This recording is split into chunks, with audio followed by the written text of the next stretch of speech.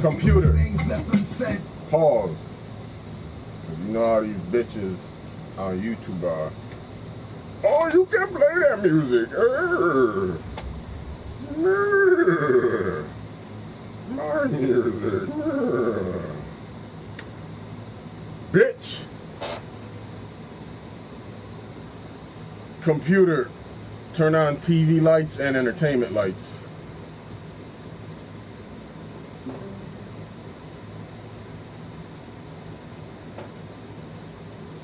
Are you ever gonna fucking do a goddamn thing, bitch? The fuck?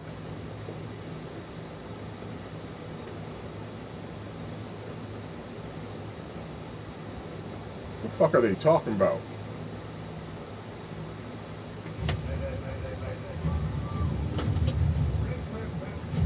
What the fuck? This nigga flying planes?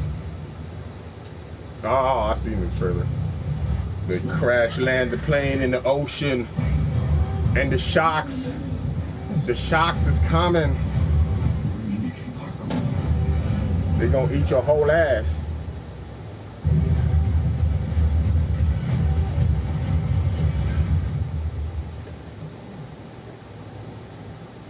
This is for sure, bar none, my most visually gonzo movie.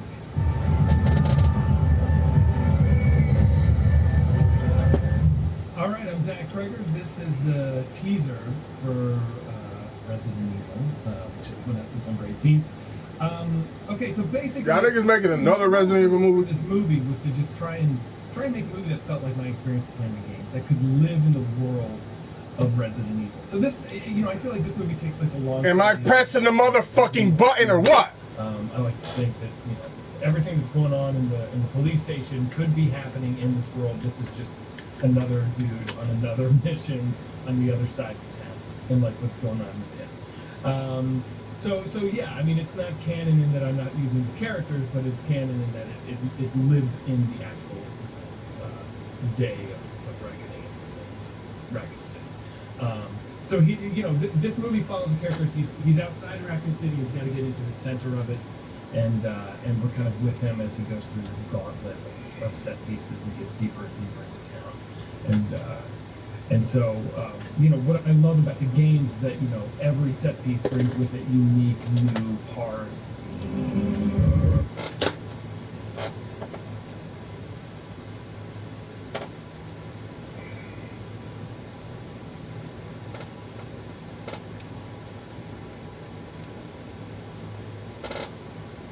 Hello?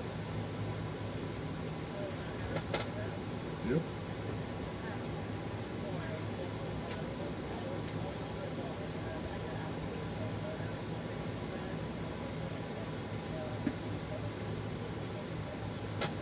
Oh yeah, no, I actually didn't.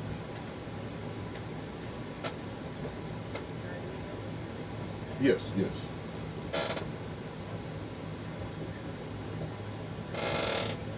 Okay. Oh yeah, yep, for sure. All right, thank you.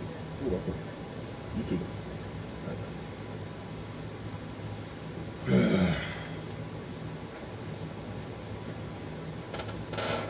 Nah, fuck, it's Kylan and shit. And so I wanted the rhythm to feel like it was always changing, it was always shifting. You were always facing increasingly bigger firmware update. Of course there's a firmware update. Fucking update the bitch then. Health and things like that. So I really did use a lot of cues from the games and kind of build this thing out. And so yeah, it's a love letter to the games, which I fully obsessively love. All right, so one of the things that I love about Resident Evil is the graduation from gun to gun to gun. So you can see in the first shot here, he's got a pistol. That's the first weapon that he acquires. As he progresses, he'll graduate to the shotgun, and then ultimately you can get an MP5. That's one of the fun things. Man, fuck you! Fuck a Fortnite update, really. Fucking delete that whole ass piece of shit. Fuck, you need a fucking update for it. Goddamn piece of shit. It was really advanced between him and our camera operator. So, you know, when at a really wide lens, you want me to pick a fucking profile, bitch? right, swing around and look right. So I really tried to incorporate just the visual language of the games. Ooh, really trying to piss me off over A fair here. amount of first-person shooter stuff in this movie that is, games utilize sometimes, but really just like you're behind the character, and when they look right, you look right. When they look up, you look up, and just letting that be the most common visual language of the game, of the movie, I should say, is very much from the games. This is for sure, bar none, my most visually gonzo movie, by far. The great thing about how I like to play Resident Evil, especially the first time I play one of the games, I like to go really slow through the world and just kind of drink it in and try and immerse myself. I'm pretending I'm there, like we all probably do when we play games. So Austin is our main character, Brian, I should say. He's moving slowly through this world. So if you've seen any of my other movies, I like to kind of like creep through these dreadful spaces, and Resident Evil is like the perfect playground for a guy like me who likes to just really take his time turning down a hallway, opening a door, waiting for that Jack-in-the-Box moment. And that's kind of what Austin's doing here, as he finds this abandoned farmhouse. I was a massive fan of Austin after working on weapons, and I'm a bigger fan of him after making Resident Evil with him. He's so fascinating. He's the perfect avatar for the viewer. And what I wanted to do a Resident Evil movie where you're not following a badass with military training, you're following your average gamer, like me. Like, if I was thrust into a Resident Evil game, I would be terrified, and I would be missing 95% of the shots I took. I would have to learn the guns as I go, because I played with an MP5, for however many thousands of hours playing video games, but if I have one in my hand, I'm like, where's the safety? How does this work? And so I think it's just kind of fun to be following somebody with no combat experience whatsoever as they're walking through hell with a machine gun. What he's carrying is important, and he doesn't know the whole picture when he accepts the job of what he's been tasked with. And Austin is just kind of this like perfect, very lovable, but by no means badass guy, and his reactions to the horrors is just I love it. It looks like there's a chance that we might not get to talk to each other again.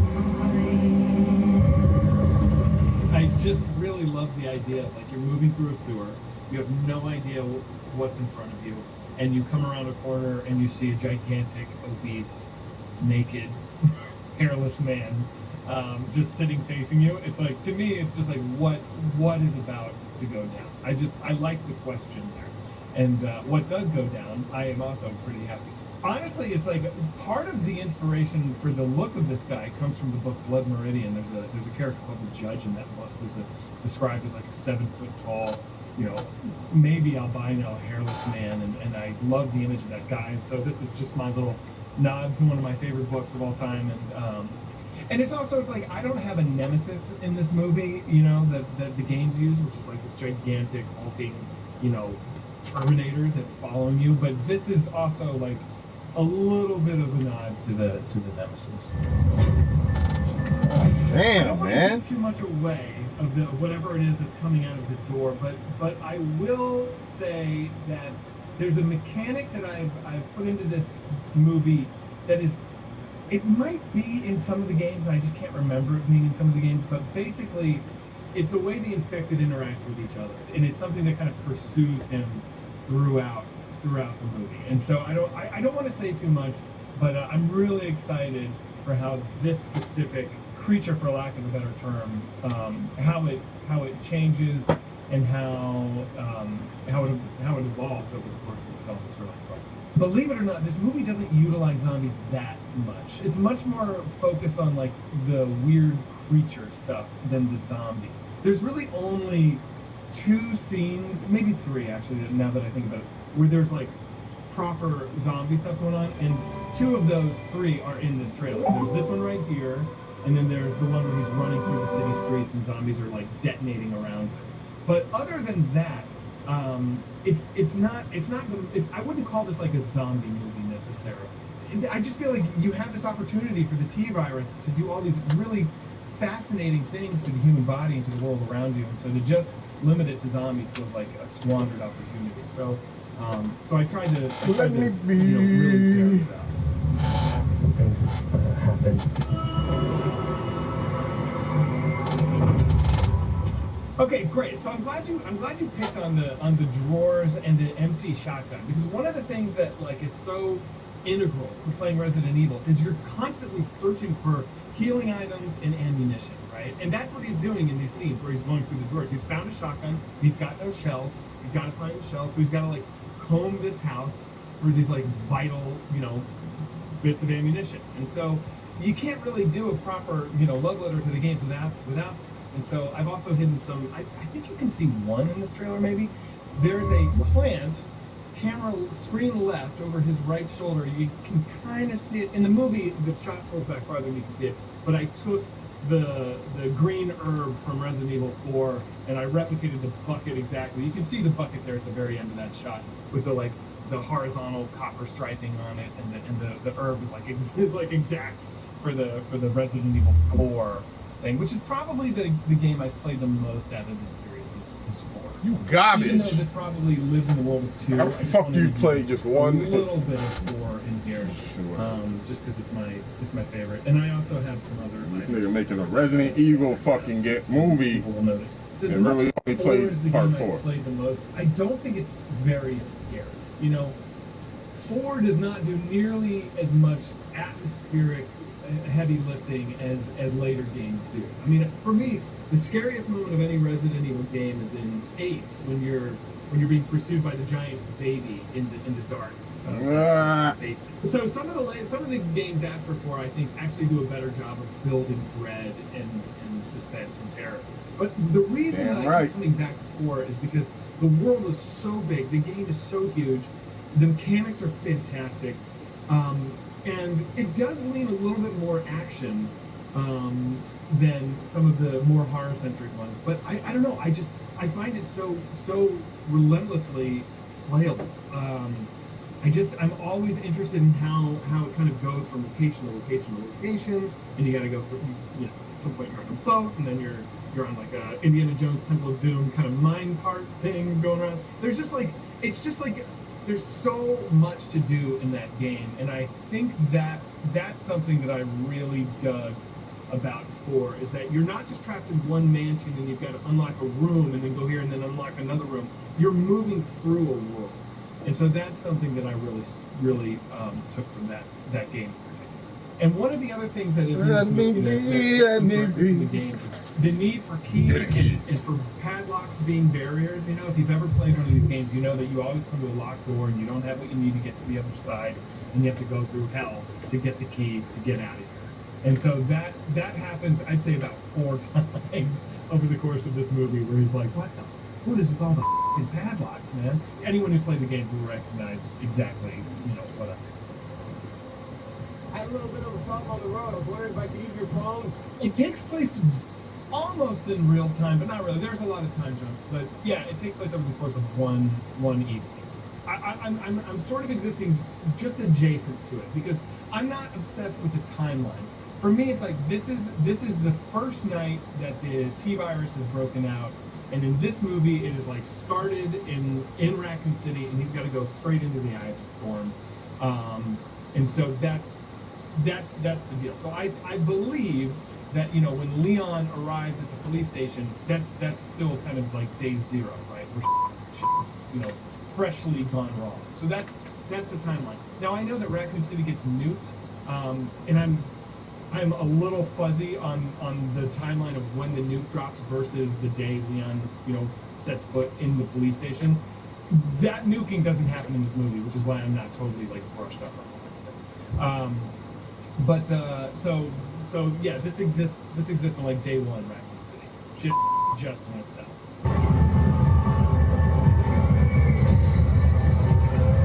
I was very, very fortunate to have a studio and a production company that really supported me and never got in the way of we got to make sure we're doing X, Y, or Z. Like I was given nothing but support, and so I know there's all kinds of horror stories you hear about filmmakers dabbling with IP and running into all sorts of frustrations, but I truly didn't have that.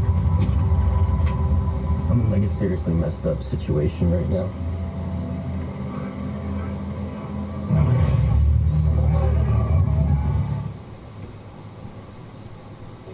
This is my T Plus Garage Special Collection. That shit no fire, will it be?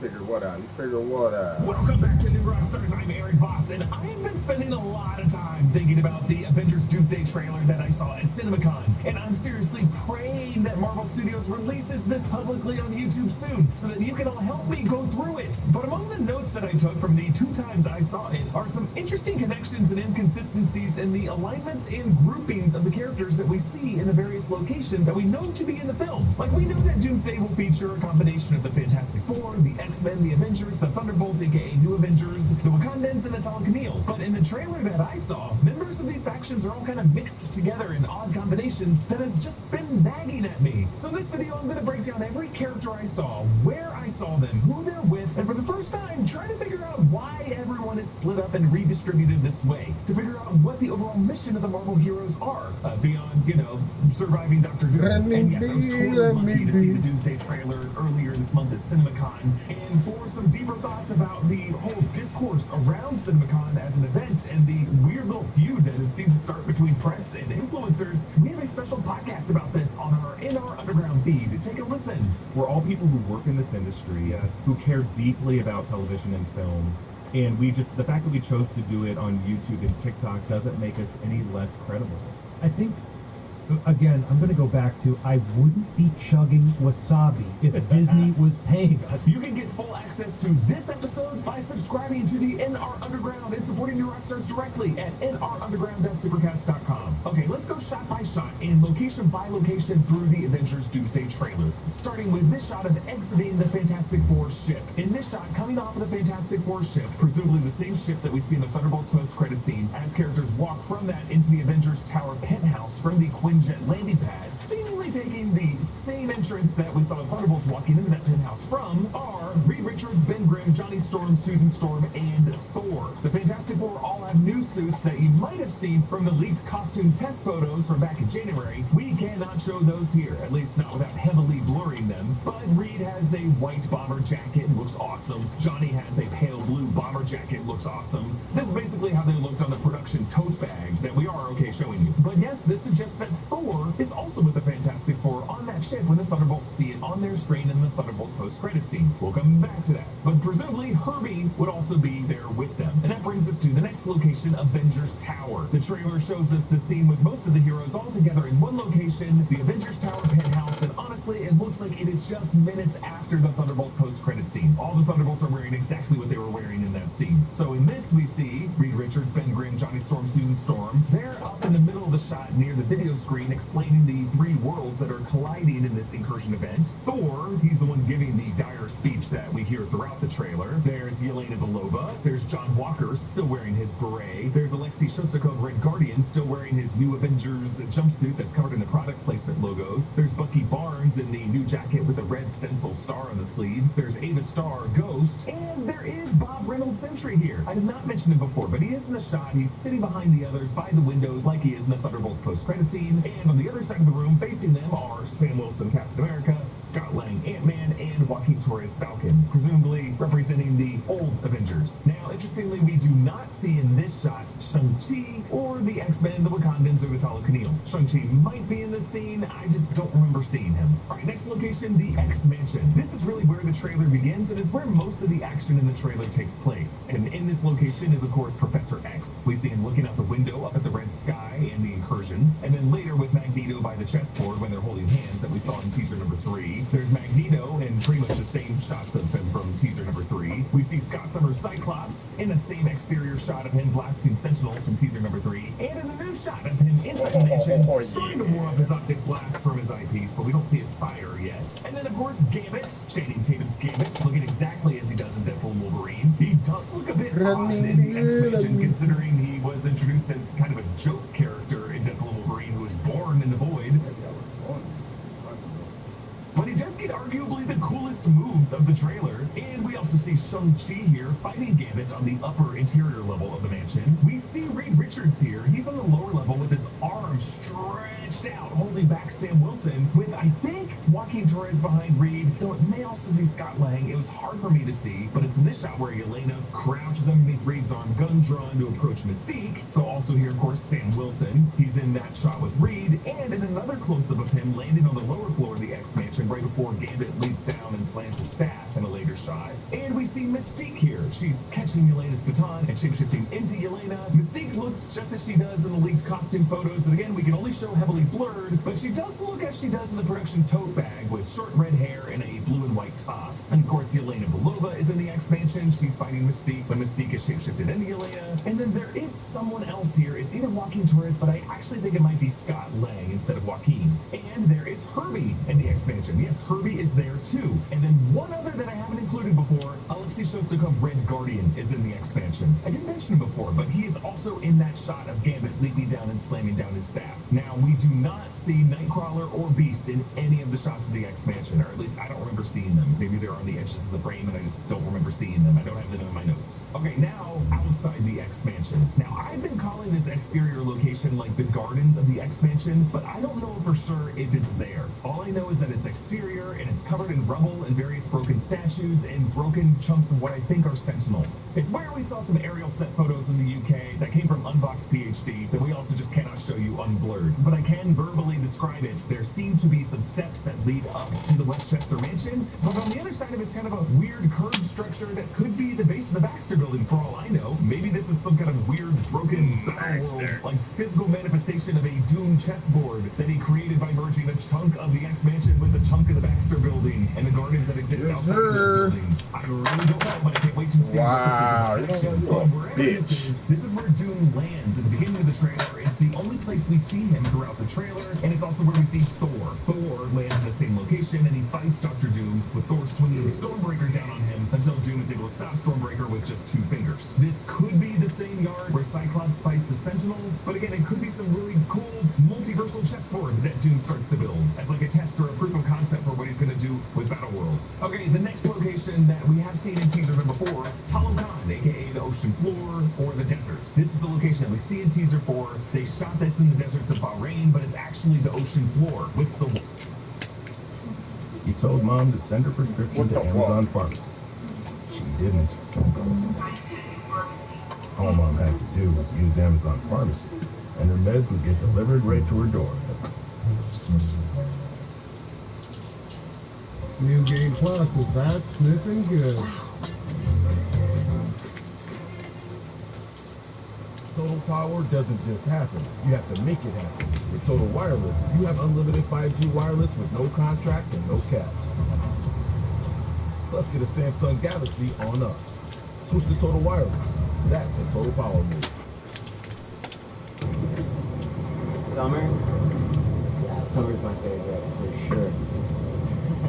For me, this is where I feel at home. Taking a break away from real life. Summer's just the best. What's there not to love?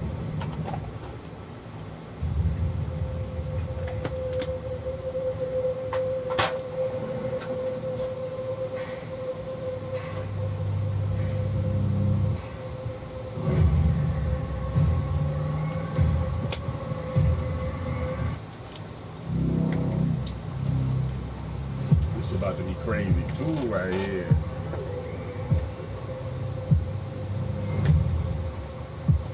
You looking for someone? So am I. My black one is.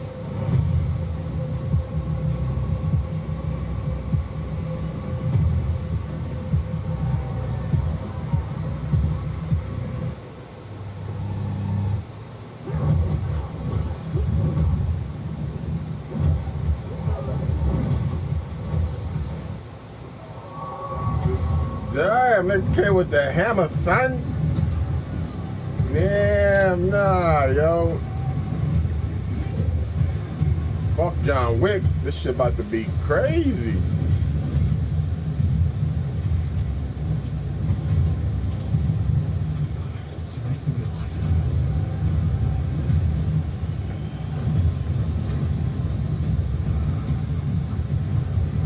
Hey, yo, that's Superman's shoulder chart. God damn.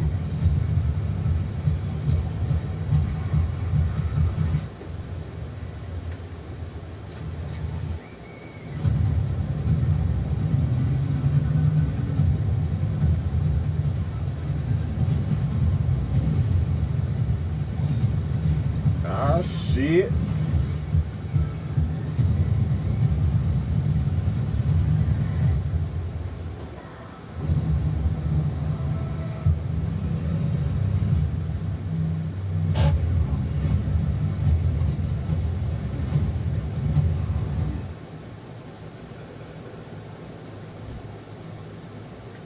With the water pushed back like the party to the Red Sea, drying out the destructions of Talokan that we saw in Black Panther Wakanda Forever when Shuri and Namor visited Talokan underwater. We do not know what's causing the water to be pushed back, but in this location is Shuri. We see some earlier shots of her and M'Baku in the Dormelange facing down Namor and his Telekineal warriors as he sits on his throne made out of the Megalodon jawbone, and then another shot of Shuri walking across the sand heading out toward a handshake with Ben Grimm, and a shot of her doing the Wakandan salute to Susan Storm. Also, of course, M'Baku is in this desert location, and all the shots with Shuri at her side. Namor is in this location. He's in the throne room shot from teaser number 3. And later in the trailer, we see him flying super fast around this desert area. We see Namora and Atuma at Namor's side here. We see Ben Grimm in that handshake shot that we saw from teaser number 4. We see Susan Storm. She's walking beside and behind Ben Grimm. And then later we see her using her force field projection powers in this location to hold back the waves here, plus a shot of her hugging her brother Johnny. Here we also see Johnny Storm. I think he's standing next to Sue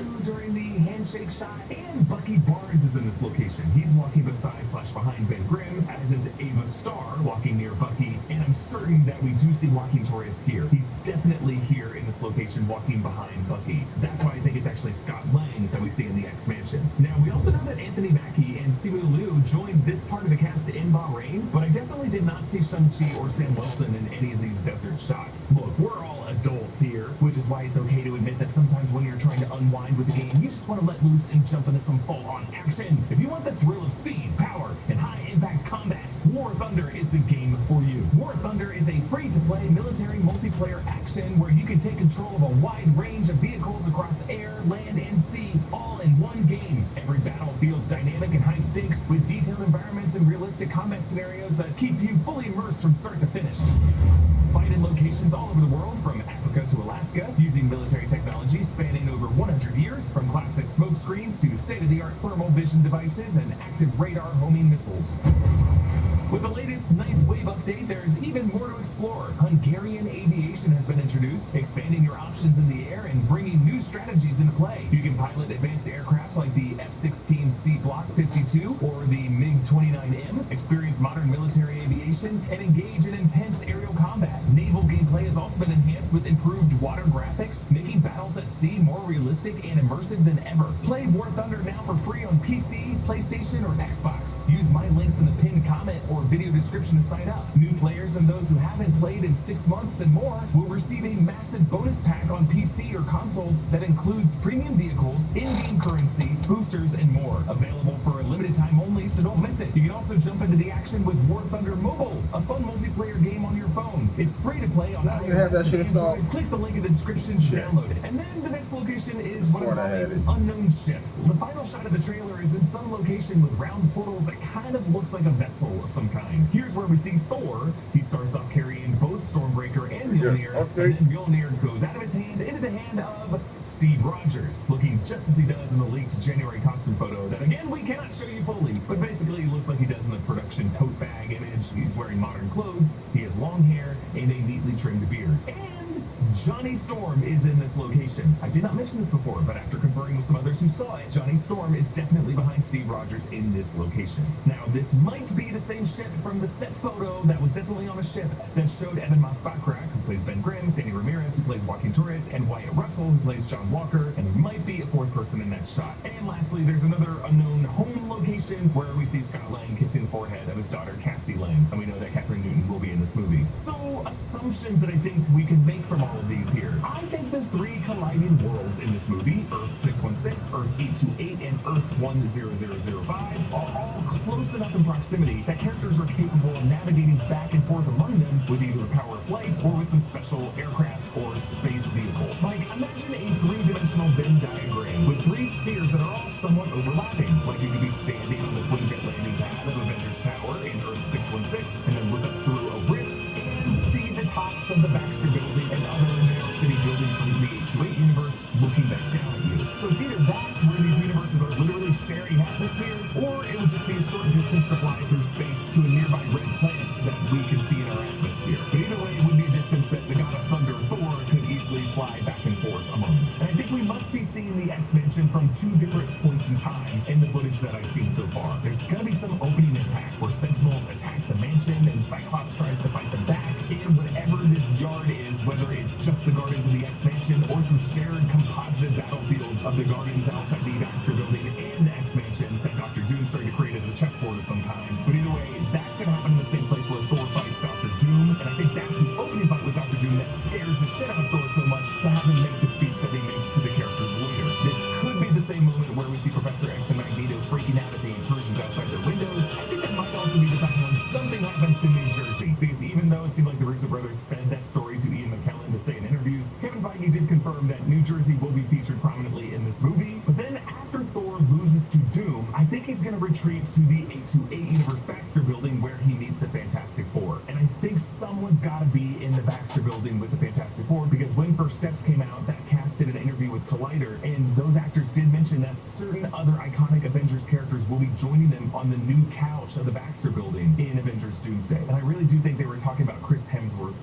Thor. So from that, I think Thor is going to travel with the Fantastic Four in their ship to the Earth 616 Avengers Tower, which we see in the Thunderbolts post-credit scene. And that's what leads to the big council of Elrond that happens in the penthouse. And then from there, it really does seem like the big Avengers Tower group splits into two factions at least. And I think these factions are going to try to execute some plan by Reed Richards to use some applied Reed tech to reverse the incursions and maybe try to repel these Earths away from each other. Group A will include Yelena, Alexei, Sam, Shang-Chi, Reed, Herbie, and I think Scott Lang going to the X-Mansion in Earth 10005, and that's going to be where they run into Mystique and Gambit. Maybe also they'll run into Professor X, Magneto, and Cyclops here, but it's also possible that those characters are dead at that point. And I think Reed will need to use Cerebro in order to rig up whatever that Reed tech is to reverse the incursions. And I think that's when Kelsey Grammer's Beast and Alan Cummings' Nightcrawler enter the scene, because we know that Kelsey Grammer and Alan Cumming mentioned all being part of a scene where Nightcrawler fights Pedro Pascal's Reed Richards. I think that's where that happens. Okay, meanwhile, Group B includes Ben Grimm, Sue Storm, Johnny Storm, Bucky, Ava, and Joaquin all going to Talokan to meet Shuri, M'Baku, Namor, the Wakandans, and the Talokanil. I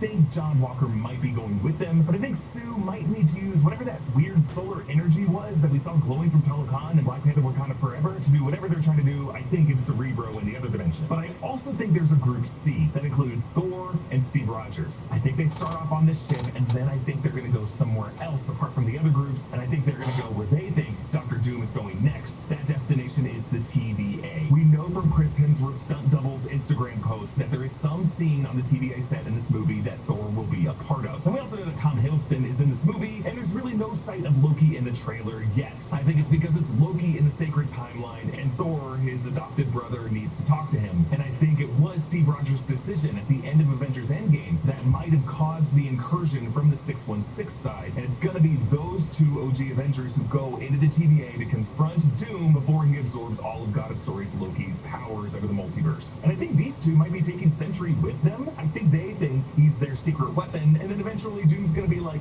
yoink, he's actually my secret weapon, thanks. Now there's obviously a lot from Avengers Doomsday that the trailer I saw didn't even show us, and based on Iman Vellani's recent interview moment with Andy Serkis, it kind of seems like she might be in this movie as well, which would also make it even more likely that Brie Larson and Tiona Paris are as well. It's just at this moment we don't know how the three Marvels are going to fit into this plot, so obviously there's going to be more to come. And all video long I've been wearing this cool new Dr. Doom new chest sewed less shirt, I'm calling it, that you can get exclusively at our merch store, nerdriot.shop, with all kinds of great Doomsday-inspired designs. And shout out to War Thunder again for sponsoring today's video. Make sure to check out War Thunder now for free on PC, PlayStation, Xbox, or on mobile, and use my links in the pinned comment or video description to register. Those of you who are new or haven't played in 6 months will also receive a massive bonus pack across PC and console, including multiple premium vehicles, in-game currency, and more. Comment down below with your thoughts on all of this, and a special thanks to one of our In Our Underground subscribers, Jeremy Dunham, for supporting us at the executive producer level. You can get all of our exclusive bonus content by clicking the link in the description below or going to nrunderground.supercast.com. Big thanks to Studio Tech Brian Kim, New Rockstar's editors Joshua Stephen Hurd and Adam Friel, and all their supporting editors for their work on this video. Follow me at EABoss and hit that subscribe button. Thanks for watching, and I'll see you next time.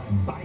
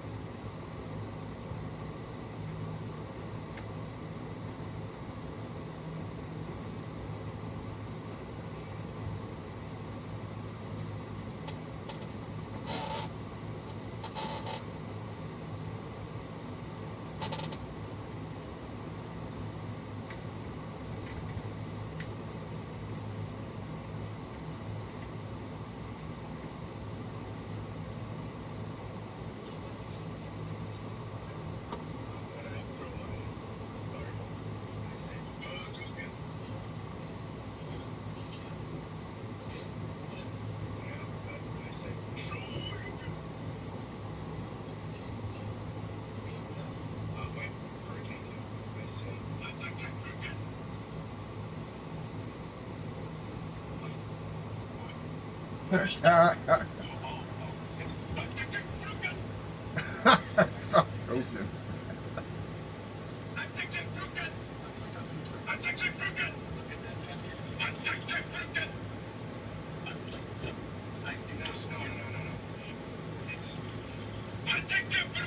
Attack the fruity kid? Wow.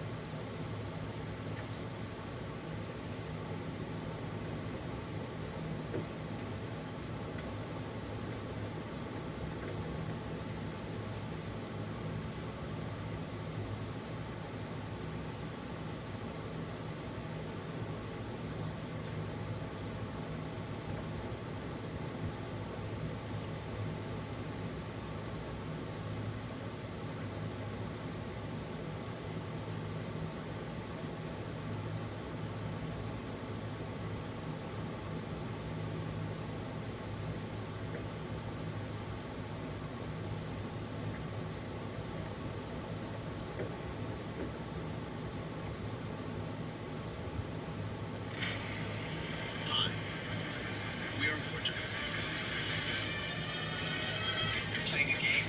Every explosion, every encounter, and every strike feel as if you're right there.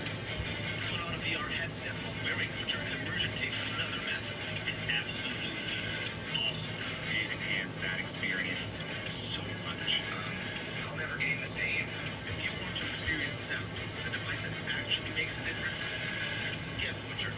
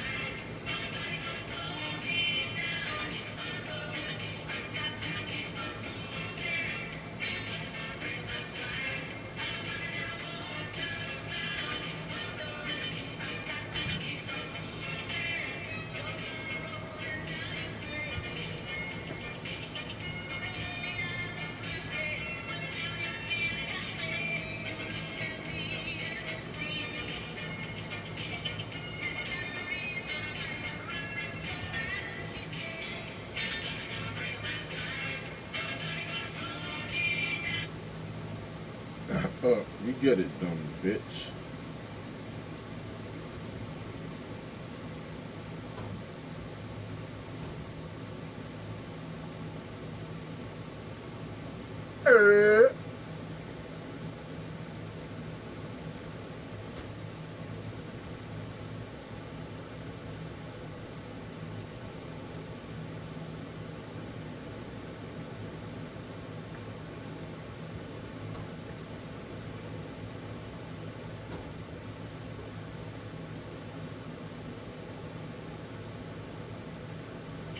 $10 to go and ask me what you cooking me for dinner. But you didn't give me any money for groceries. Bossy.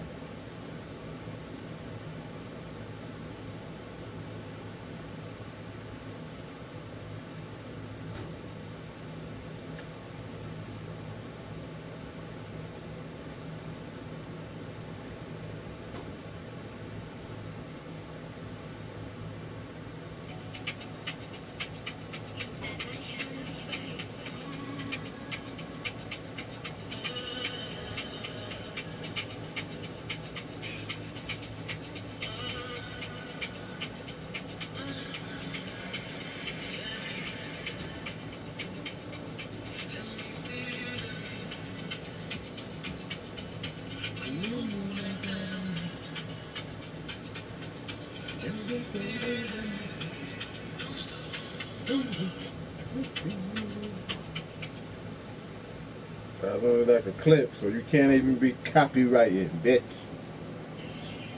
Oh my god. I mean.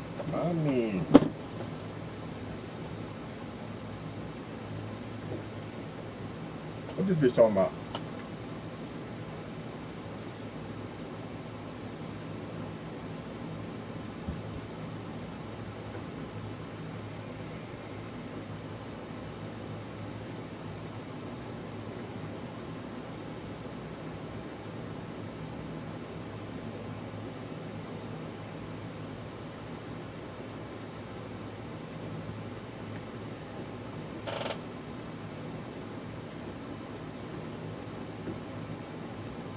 Hey, yo, what? Give my Skittles. Pling. Fresh line, perfectly picked for you. Now and new at Target. Yeah, welcome back to the show. It's always nice to see you, my friend. I was doing a This time, just to see what hobby, what were you like as a kid, what were you into, and so I thought maybe we could talk about some of those things. Like, I want to know, do you still play the clarinet? Look at this guy. Man, you want to know something interesting? Is when I took that picture, I thought it was a fluke. Yeah.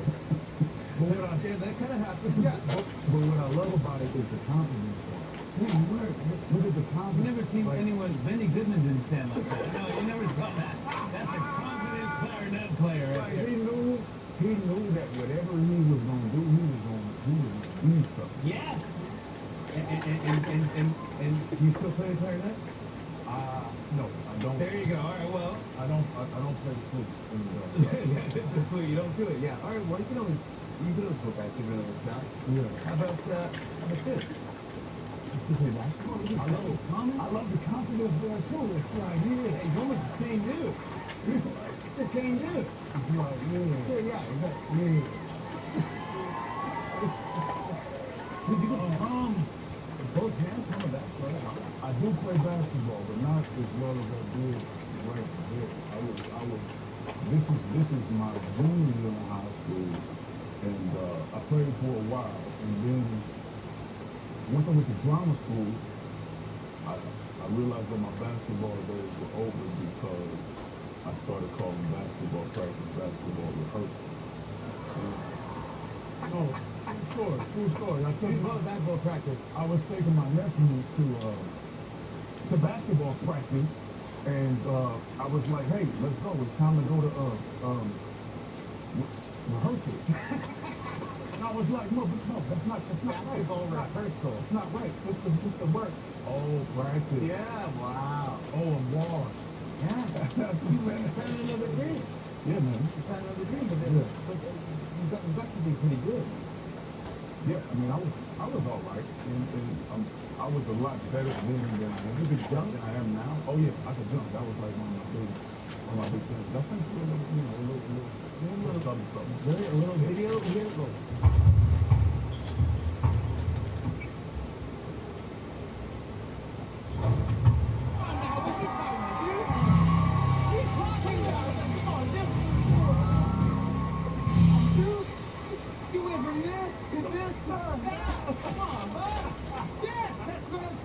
I'm ready to get back now. Every time you come on, we have to play that clip.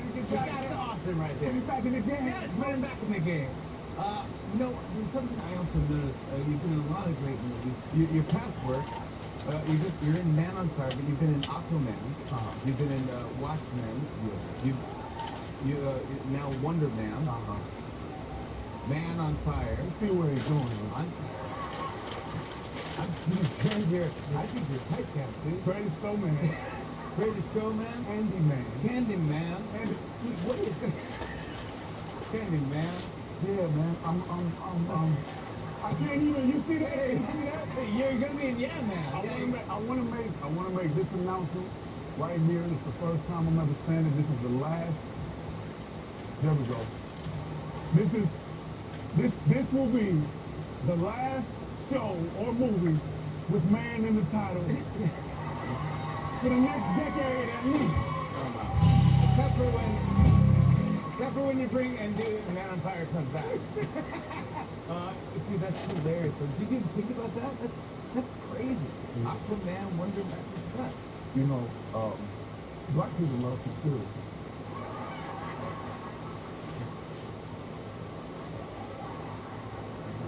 I didn't know that. And you know I'm telling the truth. I've had my good share of success in the last 10 years, and a lot of people think it's because I signed some kind of contract. Well, the contract that I did sign is that I had to do a movie with man in the title. Oh wow! That's it. I did that. I didn't hear about that. Yeah. That was true. That was true. My decade of service is up now. So I gotta say, you crushed it. And Man on Fire, based on the popular book series, and also the movie made man, you hold. Hold up, so it's in reverse this way, so y'all should be able to see it straight. Right? How do we set up? What do we say? How do we set up what Man on Fire is about? Oh man, it's a really great show. It's about a top-notch special agent. Agent. Get them motherfuckers. Down in a bad way, but now he's thrown right back into the mix. He's in a situation that he's not ready for, and pretty excited about it. But also, Let me your acting is great, but also you are jacked. You are disciplined. I mean, you are unbelievable. And you're fighting everything, action all the time. Was it a lot of the stuff? Yeah, man, it's not work. I'm still hurting from it. Really? Still hurting from it. I mean, it's real. You do everything with it. On Aquaman 1, Jason Momoa told me, he said, look, man, if you're still around in 10 years, he said, get your own stunt and don't do your own stunts. Yeah. I should have taken advice. Yeah, but you look like you're great, you're smooth, but that's just acting. I'm paying for it when I go back there. How would you walk if the cameras were off? If the cameras off? Yeah, the cameras were off. You ready to go back to the direction? Oh, I'm gonna still walk smooth, you know what I'm saying? But like, I'm gonna still walk. But how do you feel? Oh, how I'm feeling, that's a let's see how I'm acting, how I'm acting. Yeah. It's like, that's how you am. But even that looks cool. Oh, yeah? Yeah. Stay like that. I want to show a clip. Here's Yahya Abdul Mateen II in Man on Fire. Take a look at this. You're not going to survive this. And that's already decided. The only question is whether your family lives and what will be left of them if they do. If you lie to me, If you fail to answer my questions, I will make sure everybody in this room is ready for the rest of their lives. Nod your head if you understand. Come on now! Yahya Abdul-Mateen II, everybody! Man on Fire premieres tomorrow on Netflix. We'll be right back with Stella McCartney. Stick around! Stella. Stella.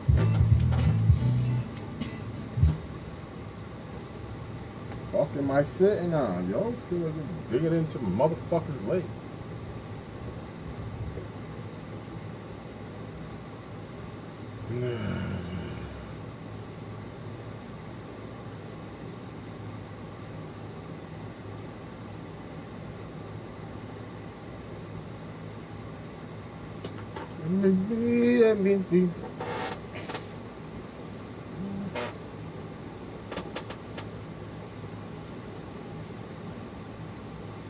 Man, fuck all them When brands. someone points a gun at you, assume it's real, assume it's loaded, and assume they're willing to use it.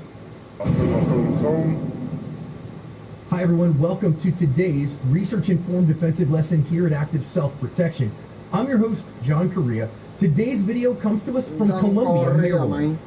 Whether you choose the new home defense model with an impressive 20-foot range, or the standard smaller discreet model, or the mid-size Mark III, palm pepper spray is who I trust to give me something between a harsh word and a gun.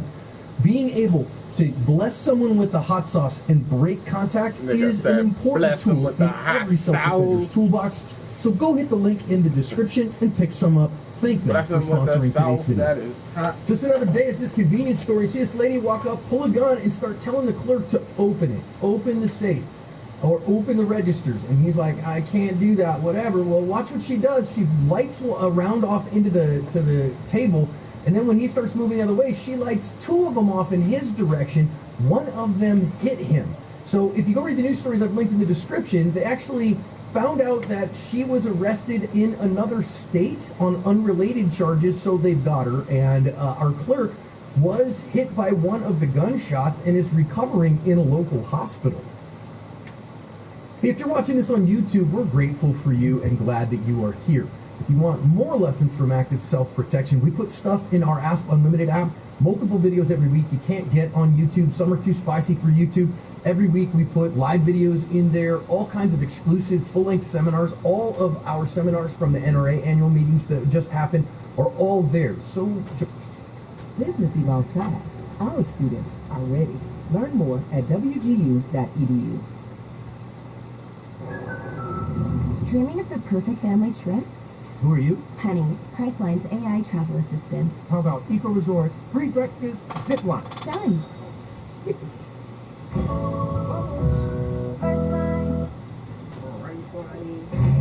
challenging the standard of what comes standard. With the next generation GMC Terrain Elevation. Get this low mileage lease on this 2026 GMC Terrain Elevation for around $329 per month. Of our seminars from the NRA annual meetings that just happened are all there. So join us, it's really worth it. First thing I would say is this is definitely not what we would call a typical armed robber, right? So women only account for maybe about 10 or 15% of violent crime in America. So having an armed robber who is a woman is a relative rarity. That said, I don't want you to let your guard down just because you're like, oh, okay, well, it's a woman, so she's not violent. Well, and I don't want you to look at people like, you know, oh, look, it's a man, so he is violent. No, not at all. But I do want us to fight the bias that says, aha, men are who commit armed robberies, not women. Women don't commit armed robberies. Instead, look at each individual as an individual. It's only a profile on behavior. Profile on behavior is valid profiling. This crazy looking bitch. Other immutable characteristics is not valid profiling. No, that said, when she pulls a gun, we know that a robbery is afoot, right? So remember, as the good, sane, sober, moral, prudent person, as a private citizen especially, you are going to be working from an initiative deficit. So probably the right answer here is purposeful compliance, looking for an opportunity to launch a counter ambush if you yourself are armed. I mean, she pulls a gun like this, and yes, it's a little bitty snubby revolver, but that'll kill you just as dead as a Mark 23. So, you know, again, Mark when you are behind the 23. 8 ball, she's looking at you, got a gun pointed at you, now's not the time to try to draw a gun. You got to look for a counter ambush opportunity, which I don't really see a whole lot of in this particular video. She keeps those, the attitude and her eyes on him the whole time. Now, also, I want you to recognize the first thing that she does when she says, open it, open it, open it, and he decides not to open it, is she points that gun right at him. Always, always, always. When somebody takes a gun out and threatens you with that gun, the three things you've got to accept. You must assume it's real, assume it's loaded, and assume that they are willing to use it. To do otherwise is foolhardy. To do otherwise says, well, I think they're bluffing. Are they? I don't think it's a real gun. Isn't it? In this case, we know that it is, and it's going to end up being a real gun. And I would always assume that it's real, that it's loaded, and that they're willing to use it, and take your safety as seriously as that. Now, it doesn't mean you go immediately. That means, hey, wait a minute, I am serious about my own safety. Now, again, what she does, I see this in armed robberies all the time, is she lights one off as a warning shot. She just puts that one kind of down into the countertop or into the, you know, the cigarettes there in the back of the register. And that's a way to show this gun is real and it's loaded and I'm willing to use it. So this is her saying, I am serious about this. One of the things that we say is if somebody uses a gun as a bludgeoning tool, they often won't use it as a ballistic tool. But them lighting off a round shows you, no, this is a tool that'll kill you and I will use it. Take that very seriously. And I think the right answer here was probably to comply. I mean, goodness sakes, it's not your money. Even if it is your money, it should be insured. Let it go. It's a whole lot cheaper than the hospital visit, okay? So bad risk management here in some respects. Now, that said, again, he is going to start running off, and I want you to go, okay, wait a minute. Well, was this the right answer? Because you can see he's running from our right to our left. And obviously, at this kind of distances, you know, it is not easy to miss. It is possible. And I want you to notice here, look, her eyes are completely closed. It was closed on the last shot, too, so she has no confidence, no capability with this gun. And yet, it's still a deadly weapon, and it's going to hit the clerk. So you can't count on luck, but luck counts. And so I want you to recognize, you know, luck goes both ways, and bad guys can hit even with their eyes closed, friends. So she may not be very good, but you got to take that seriously, because I've seen plenty of people miss from these short distances, but I've seen bad guys get lucky hits, too. I also want to notice here, you can see on this particular frame that when she fires this revolver, you can see the report of the gun. I want to show you in the next shot that she fires that you're not going to see that, and that is simply a frame rate issue. And I want you to, as you're a viewer here of active self-protection, sometimes you go, oh, you can count how many shots are fired. No, you really can't, because sometimes the frame will capture the muzzle blast and sometimes it won't, and that is a feature of the frame rate of the camera, not, and every camera is a little bit different. So I can't tell you, and this isn't maybe in the original frame rate either, because this was uploaded by the police department. Links in the description. So you see the second one here that she fires, you don't get to see the muzzle flash, even though the gun is recoiling right now. And sometimes it'll catch it and sometimes it won't, because there's latency and periods between those, okay? But notice that she fires a couple of rounds at this clerk purely out of frustration that he didn't do what she said. So my big thing is comply fully or resist fully.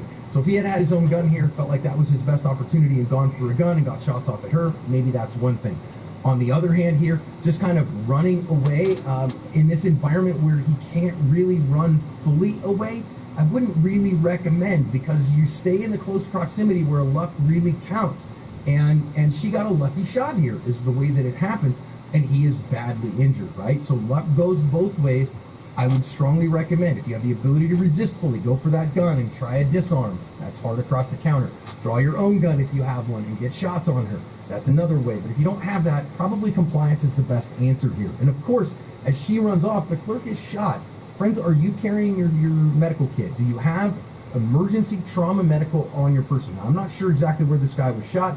That's why I carry a medical kit that, yes, has a tourniquet in it, but also has you know, some chest seals in it for a trunk wound, as well as some gauze and some hemostatic in case that it's something that we would rather treat without a tourniquet on an extremity. So, you know, we sell those through Mountain Man Medical, and any proceeds that come to ask go 100% to charity, okay? We pick a different charity every month, and we raise thousands of dollars for charity on that, and that's great. If you want to roll your own, that's fine with me too. It's not any cheaper to do that. The ones that we sell, it's the cost of the components, and they're very high quality components. But please, med kit, and have some training on it, because you might need it on that day. I think a lot of times people in their gunfight, they think, oh, I'm going to get out of this scot-free, I'm going to get out of this without injury, but that's not what we see in real life. I wear my med kit on my ankle every single day for this reason, and I recommend you do as part of covering your ass. Cover your ass. Alphonse Mucha believed beauty should not be locked away. He used the most advanced tool of his time, lithographic printing, to carry his work into the homes of ordinary people. A century later, his great-grandson, me, standing in front of the same works, but with a different tool in my hand. I'm Marcus Mucha, Executive Director of the Mucha Foundation Art Museum. Last year we opened this beautiful new museum here in Prague, and with that we thought, this is a moment. Not just a new building, a chance to present everything in a completely new way. When we were building our gift shop, that's where it got complicated. We have high standards, maybe unreasonably high. Alphonse spent his whole life making beautiful things accessible to people. So when it came to souvenirs, we couldn't just settle. What we wanted, something that honoured the moment we stood in front of the artwork. The challenge was, we're a family of artists. We're not experts on supply chains. When the team told me about this AI business tool called Axio Work, I thought, okay, let's see what it can do. Getting a product right is a balancing act among so many factors. Function, aesthetics, cost, timing. Axio Work brought those insights together Getting the and oil found and the right shit out fit of the for our controllers, museum. you know what I'm saying? We quickly realized there were so many small decisions behind the scenes. And the ones you miss are the ones that catch you out. Clean, disinfect your hands and shit. We accounted for every single parameter, so we didn't have Fuck, I'm saying, and the real work began, marrying the products with the art. Axio Work served us the world with new possibilities, and textures and forms that we hadn't considered. It helped us see what modern production can achieve, not just what we've seen or done before. Still missing some lighters, but I'll worry about that later. The Lego figures come alive in a way that you can hold in your hands. Axio Work cut through the noise and helped us connect with manufacturers who understood not just production, but art itself, and the care it takes to reproduce it faithfully. That's not something we can stumble across easily. It would have taken us months on our own. When the samples arrived, I held them in my hands and thought, Alphonse would be happy with this. Trying to burn me, bitch? Personal souvenirs. 4 ways to carry Mucha's art home. I don't know what Alphonse would have made of AI, but I do know that he would have wanted us to be doing what we're doing today, helping more people bring a little of his beauty home with them.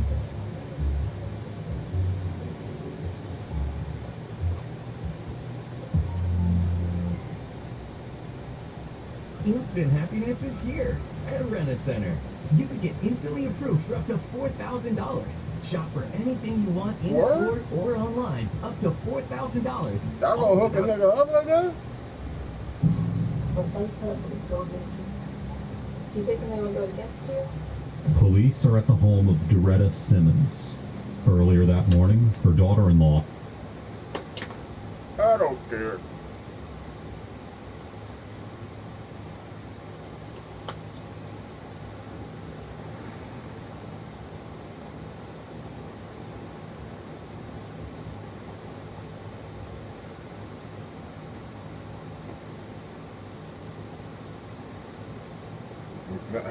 Pretty much, my boy. That's a talented actor you know from the Lord of the Rings and Star Trek franchises, Thor Ragnarok, as well as his work with Billy Butcher on the Prime Video series The Boys. He stars as Johnny Cage in Mortal Kombat 2, which opens in theaters May 8th. Let's take a look.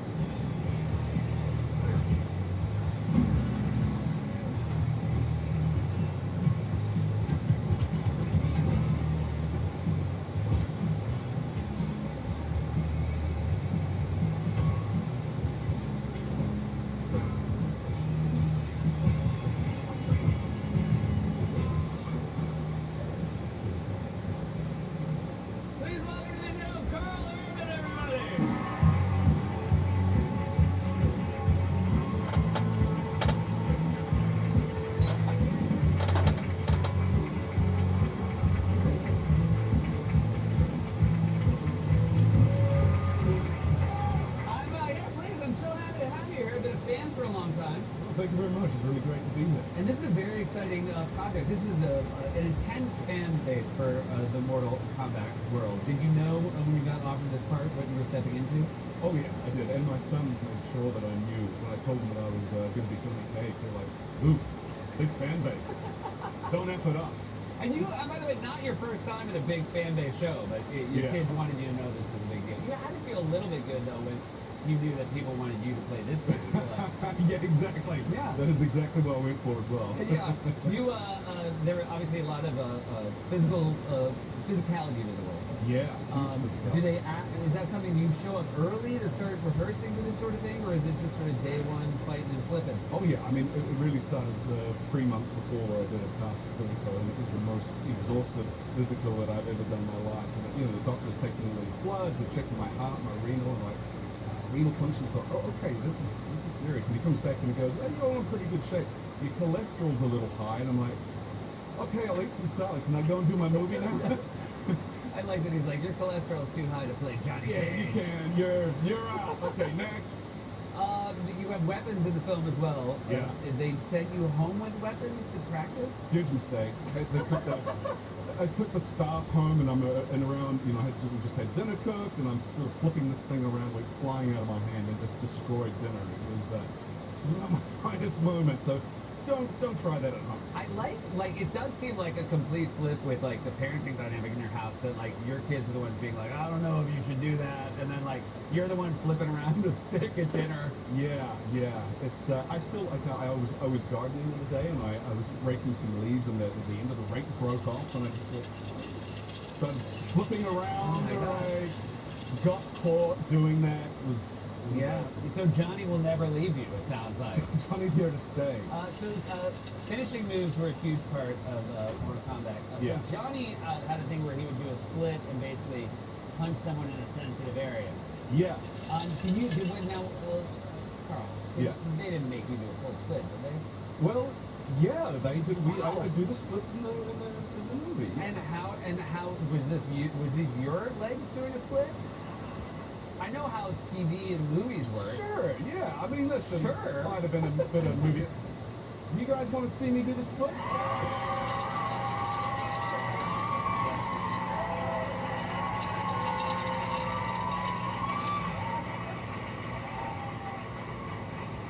Well, that's a pity. They don't want to see it. But you know what? It's just a bit of a coincidence that I feel like that I'm my most flexible when my stomach is around. Right. When Gareth is around, I'm super flexible. Yeah. We all need a stuntman in our life. I do. Oh, I love it. You know?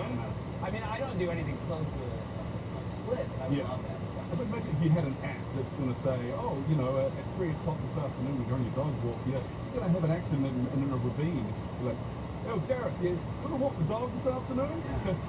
5? No. Can you make it 3? The worst is when you were saying that, I realized all I want to stuntman for is like to read books to my kids at bedtime. Like, Gareth, you need to get in here and do Goodnight Moon. I can't do another one. I can't do it. I'm done. I can't do it again, Gareth. Congratulations, by the way, on The Boys. My fault. No, thank you.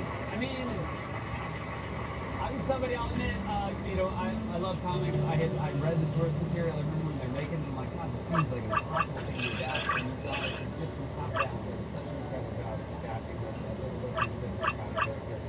Are you happy with the way it's all unfolding as you have your final few episodes here? Oh, yeah. I mean, you know, this has been a dream role. Oh, I got to log in there. Particularly in episode 7 and 8. Be prepared. There's a few big ones. It's really funny to hear that about a show like The Boys, which just have more big ones that I feel like most shows you watch. So when you're saying like there's something here not that's gonna really blow your mind, I'm like, another one? Oh yeah. That show really changed the landscape of how I think television was it was scary. Sometimes like picking up those scripts. It was a few eye-openers to say the least.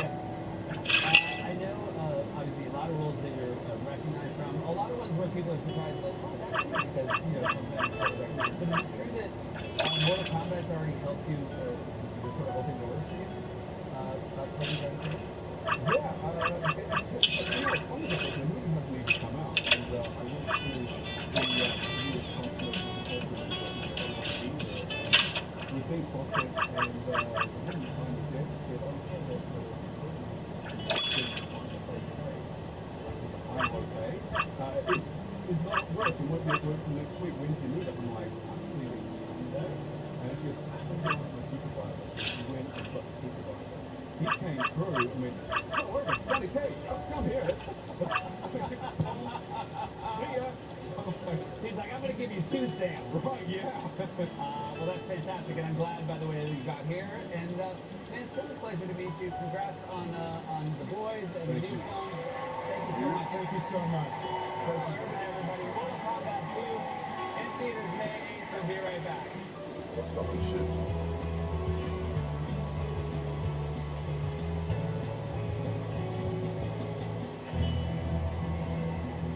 What's that we doing?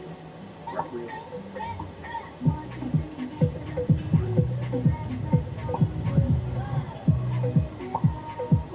It's a movie.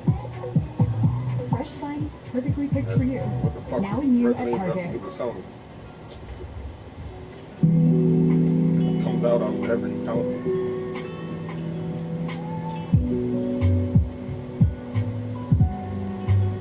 The live action movie directed by nobody that has to do anything.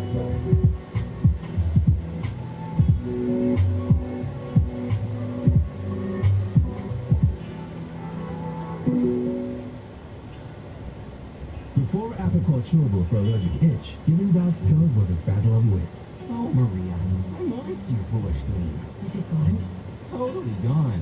Relief for itchy dogs can be easier. Apiquat, the trusted #1 treatment for allergic itch, is available in a tasty chewable that works fast. May cause worsening of existing parasitic skin infestations, serious infections, or pre-existing cancers. New neoplasias have been observed. Do not use in dogs under 12 months of age with serious infections or in breeding, pregnant, or lactating dogs. Ask your vet for Apiquat chewable. Do it. Well, so we had a missing person, a runaway juvenile in the area, and there was a 911 call that dropped right around the time that she had ran away. Cops received a call about a missing 13-year-old girl. When they start the investigation, something comes up at the old man's location. Like I told you earlier, I was investigating a missing kid. It was 13 years old. I told you that I had done a search warrant on her phone. I had gotten some information, like text messages and things like that back. When cops delved deeper into the investigation, they found the chat history with a 23-year-old male suspect. During the interview, he admitted to something terrible that shocked everyone. Your son was 13, and somebody home and somebody right over the shoulder. was trying to... So he's pretty much making it, a movie's gonna feel like that, he said.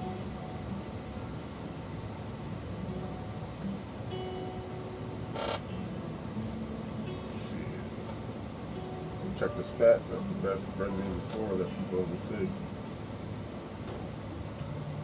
Not even the remake, I'm talking about the original one, the GameCube even.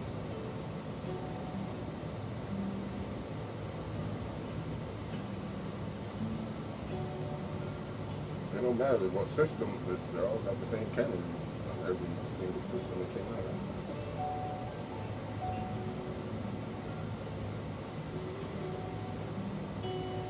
Nah, the old way it was. The old school shit, you always had to buy stuff.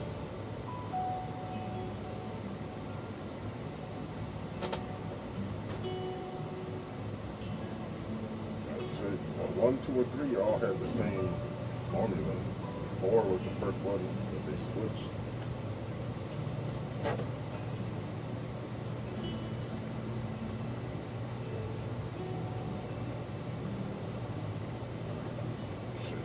Right there with the classics.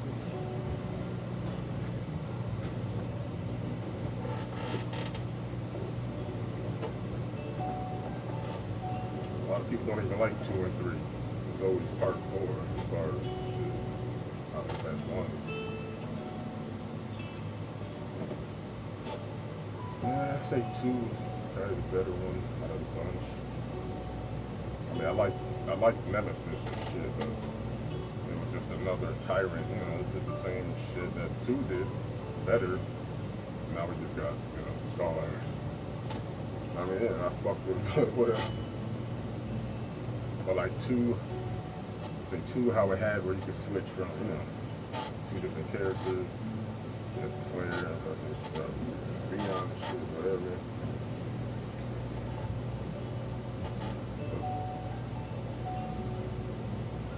not well, 1 through 3 came out on PS1.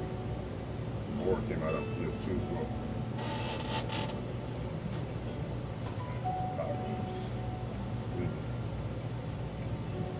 You talking about the live action movies?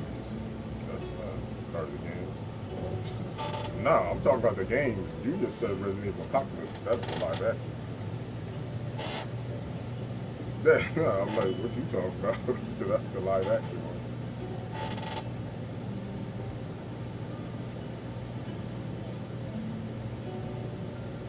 That was 5. Yeah, that was 5. But that was the first one. No, that's the first one that brought co-op. That is one of my favorites, only for that fact.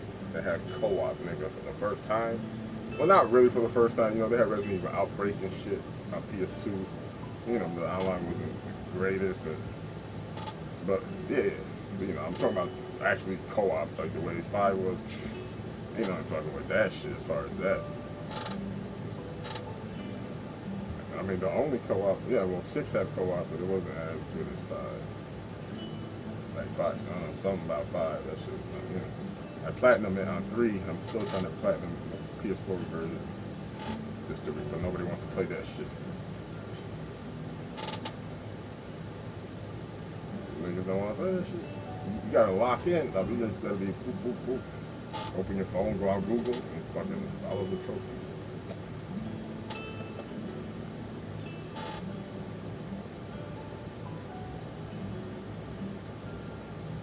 Yeah, that niggas be leaving all the fucking time.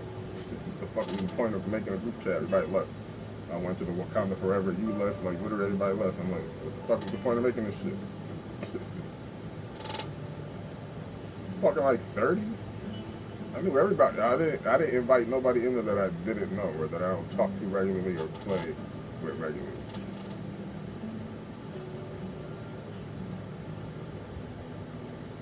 Not really.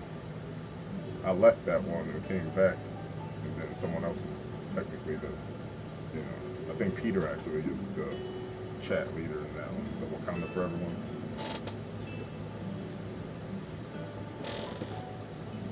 Nah. Growing up, you know, shit, I'm the only one that be shit. I just stopped. Because I'm the only one that ever shares shit in there that does anything. I can screenshot everything in that fucking group chat. I guarantee you I'm the only one interacting.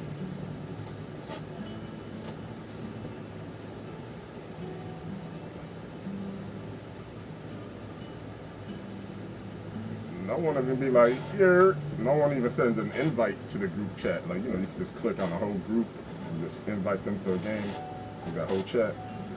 No one even does shit like that.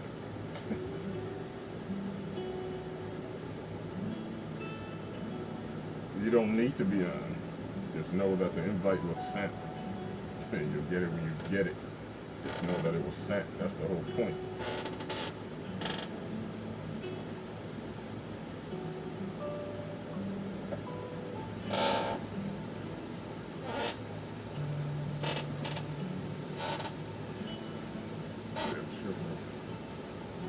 I clear them bitches the second they pop up. That's what I'm saying. It's the difference between me and you. It's just like the game. I don't like seeing those little notification exclamation marks. I fucking gotta clear that shit off as soon as it pops up. So same shit with that. As soon as I get a notification, trust me, I got the PlayStation app. So anytime something goes bring, it's checked immediately.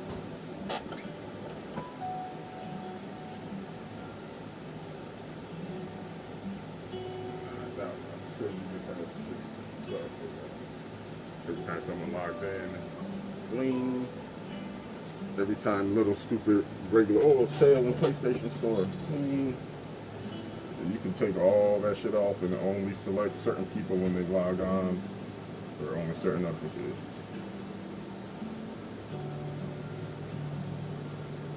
I mean, you can just shut that notification for that app exclusively off, so it don't make sound at all. But you can still visually see the notification.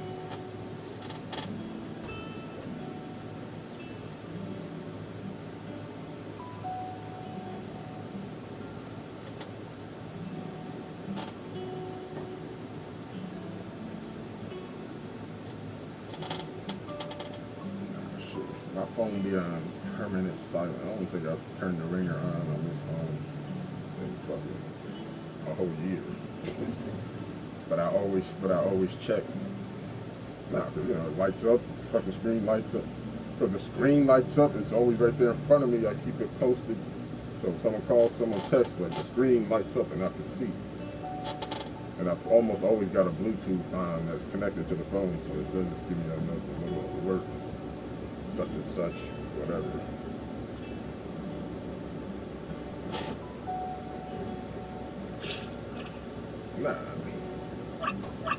It lights up, and like I said, I only have it where it pops up when specific people like come online.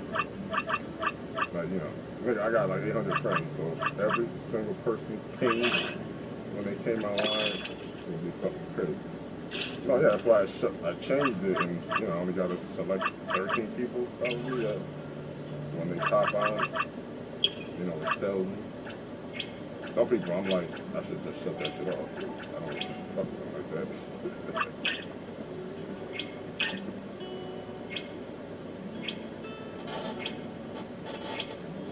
Yeah, Revelations.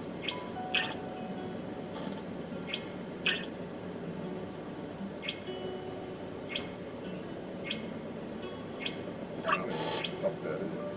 Resident Evil what? Revelations? Resident Evil? Well, they got what? They got 1 and 2?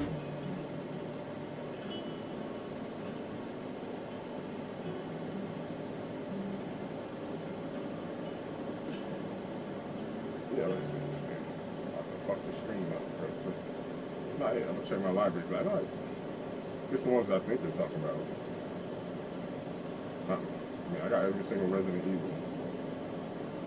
Actually, I lied. I didn't buy the last one because I haven't even beat the one before that. So I gotta beat, you know, I gotta beat 8 before I even fuck. Oh yeah, Revelations. Yeah, I got 1 and 2. Yeah, I remember. Yeah, those were like older. Nah, I'm not even talking about those. Well, I said Outbreak. You know, those were out on the PS2.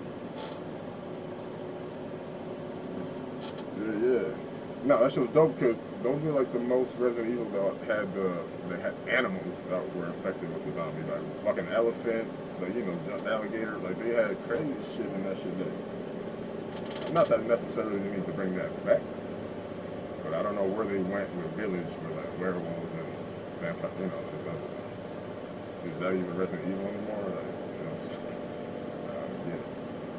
How the fuck don't I have these installed on this PS5? Whatever, they're probably upstairs. Oh yeah, trust me.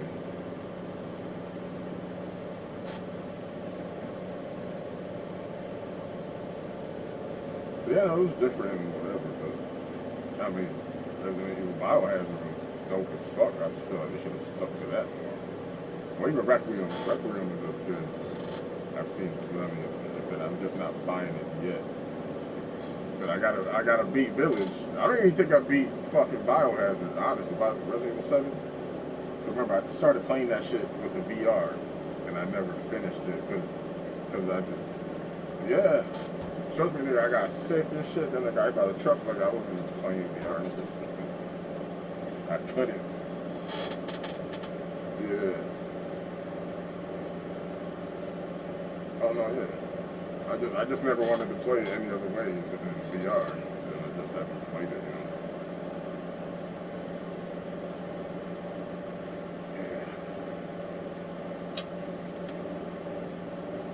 No, yeah,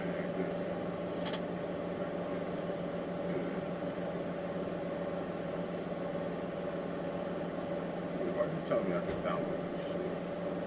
Did I buy this shit again? Because I have this shit on disc, but it's telling me that I can just download it. But I know specifically I have the disc, you know, I bought it with a VR. Oh, no. Oh, no, I get it. Cause I still got, it's the PS, wait, it's because it's on the PS5. I gotta find that little piece to connect the VR to the PS5. You know, it's like a little, whatever thing.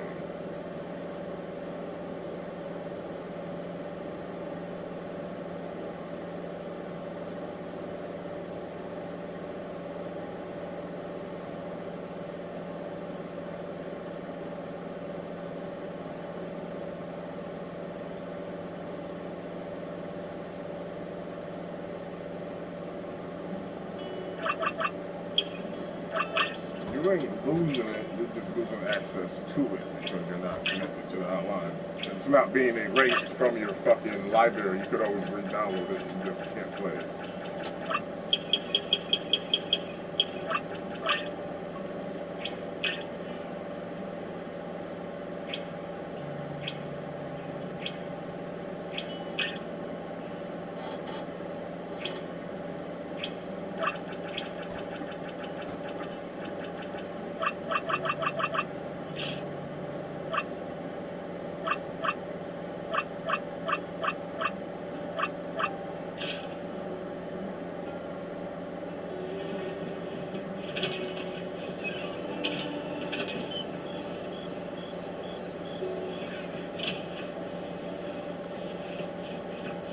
Not retroactive, it's only shit that you buy from that day, from the update. So everything you buy from that day is gonna have that stipulation. So I've already bought probably 8-9 games that are gonna, well, if you don't have the internet connection for 30 days, you're gonna have to get your license checked. Check your license, nigga. The wind's just right. Fuck. Coming to me, sir. Perfect angle.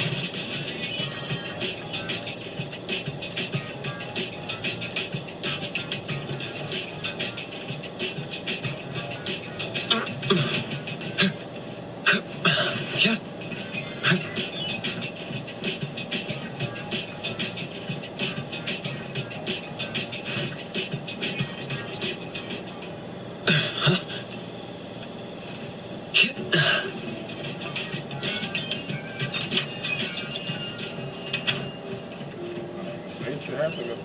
Good morning, appraiser. Breakfast is ready. Thank you, Adler. Good morning. Any new commissions? A-Bone isn't usually that busy, but we received a commission as soon as you came in. Thanks for being around. Why don't you take a stroll around bridge crossings today? It may be an old town, but the views and the food are great. Sounds good. I guess I'll just do whatever. Call me if there's anything urgent. Have fun.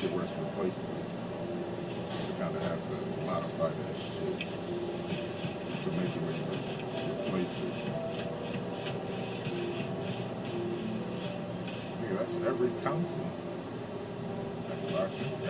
Any PC, anything that would matter.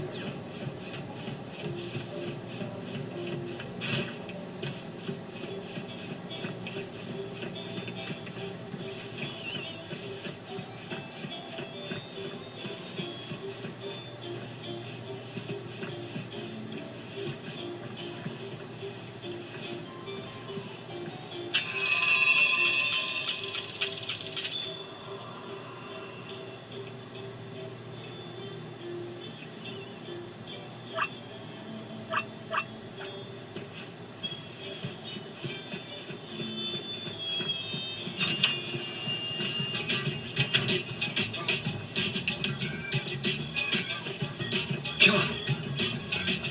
Shit.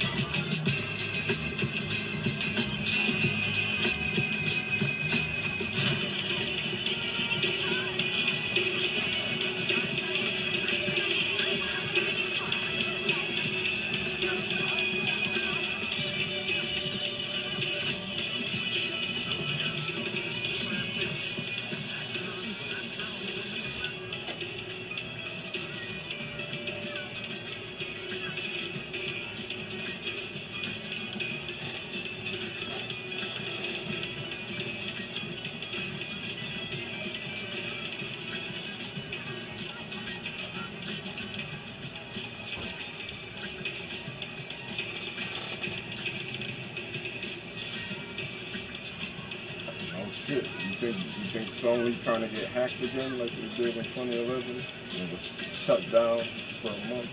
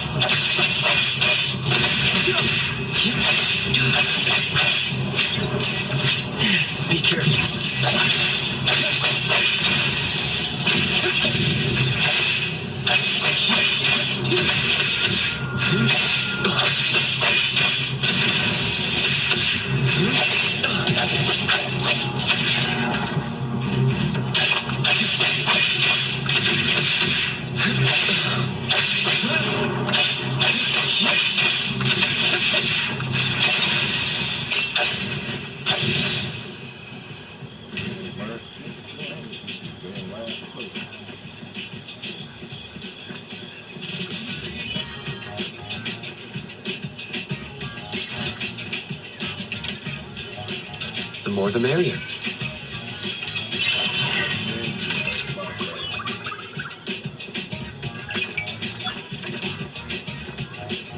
Nigga, that was all on PlayStation. What the fuck you talking about? That garbage, fucking fake ass GTA dumbass shit with Terry Crews, that bum ass shit. I played all them fucking shit while I had Xbox. Well, I still have it. The wind's just right. Ass fucking kid rip off. Corny as fuck. Perfect angle. Yeah. 1, 2, and especially. Hello there. Is that voice speaking to me? Got worse as they went. All that shit. Just like Halo 1. All that stupid shit I fucking Xbox was the worst shit I ever fucking played. Like when I got the Xbox, I had access to every game they ever had on the old shit. I downloaded every single Crackdown, every single fucking Forza, every Halo, every single fucking what was the most worst fucking game I ever played. That shit was. The wind's just right. And I gave it plenty of time. And that just solidified my reason. The anomaly mentioned in the commission seems to be nearby. The early stages. All that shit was trash.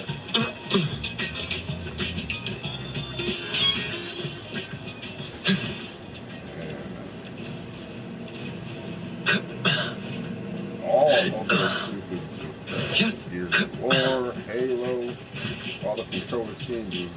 Who the fuck was playing this shit?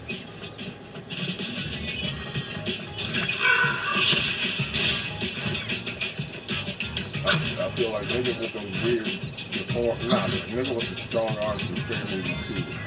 Those type of niggas that's playing those games. Something was wrong with their fucking hands.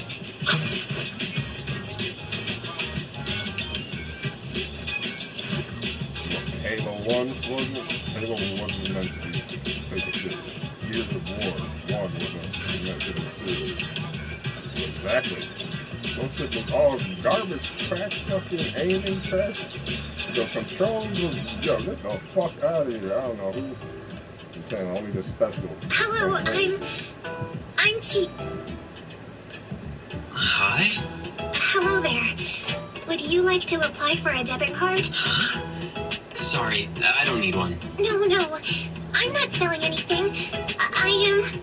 I still don't. Please give me 5 minutes.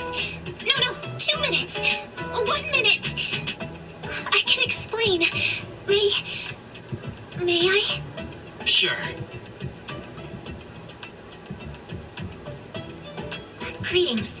Employee 018888 from Pink Paws Bank at your service. You can call me Cheese. I would like to introduce you to the Hetero New Citizen Support Program, which is jointly backed by the Dvorak family and the Hetero Municipality.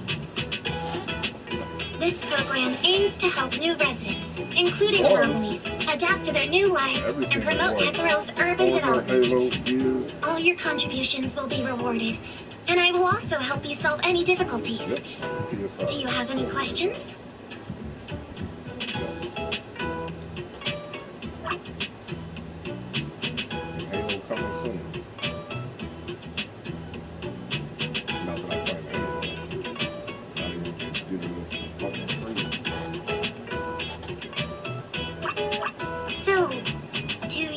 To apply for a debit card? All that for a debit card account? That's making me hate Really? Getting all this Xbox. Please don't worry.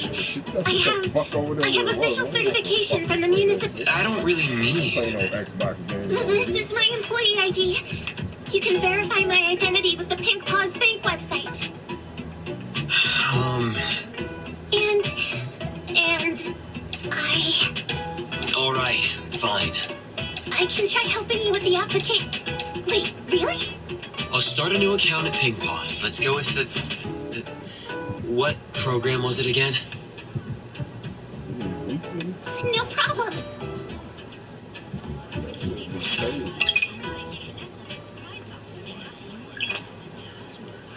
I only buy shit when it's on sale. I don't know how much of a strong point I'm trying to make.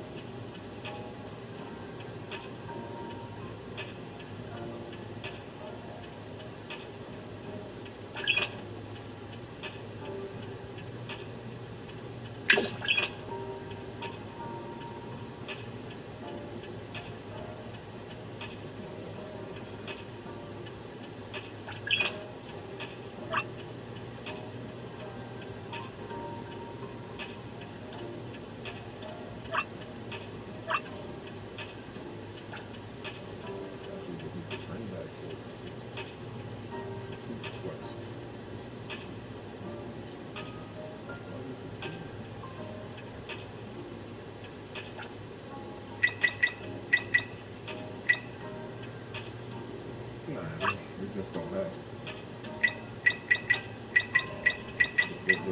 Everything they got right now, that's exclusive. Really don't need to do much of. Spider-Man alone, Wolverine, some next, some company.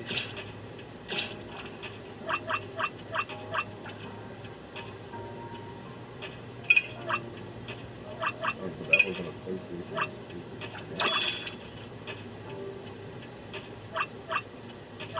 It came out on everything. This wasn't exclusive.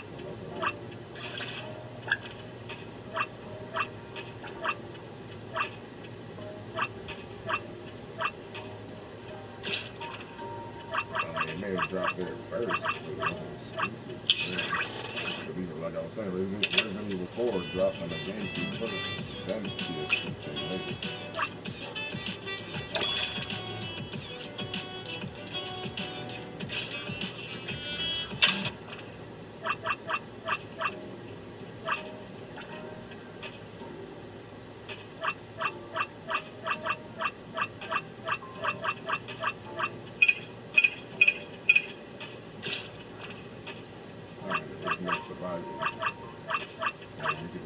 Copy game to the Dreamcast. You can copy game to a disc and that's it. You need to buy it. That's the reason they died. Like, people were able just to, like, say your mom worked at the fucking video store, right, or whatever. But and just mom bring home 5 of these games. Boom, copy them. Boom, bring them back. Bring you another 5. That's what niggas was doing.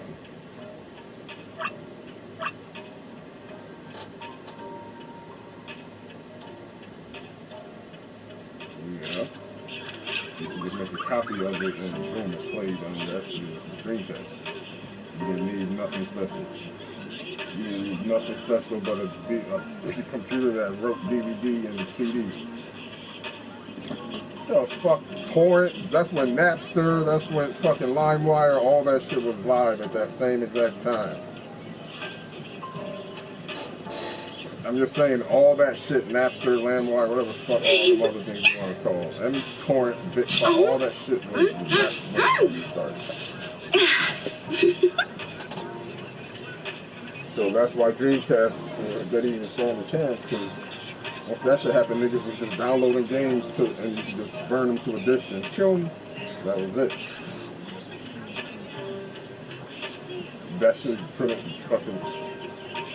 Nigga, you got a fucking hole in your chest from a 12 gauge. Power Stone ain't stopping that bleeding. Power Stone ain't stopping that bleeding. Close range with a 12 gauge. I don't care how good smells my calm. favorite fucking game on Dreamcast. It's gonna be a peaceful day. I don't care how good them shit were. That shit ain't helping. That nigga bleeding out. He dead, man. I mean, Sega, they're still a company. They just don't have a console. They just make games.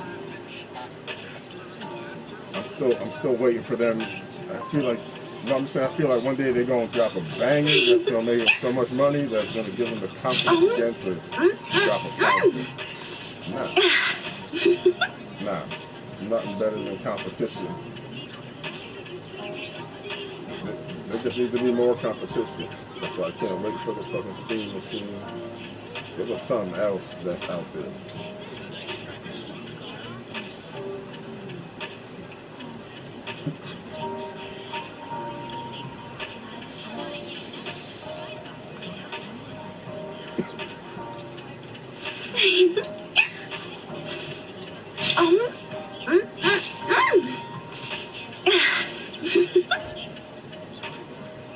That shit was on everything, but yeah. That wasn't exclusive, Ready to Rumble. That was on PlayStation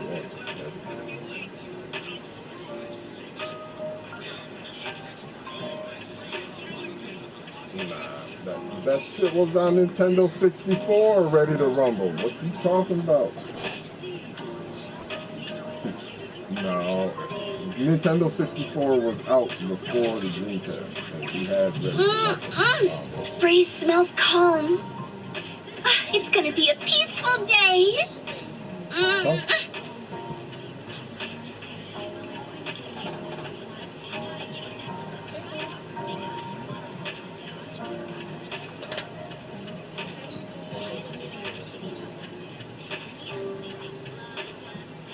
It's what?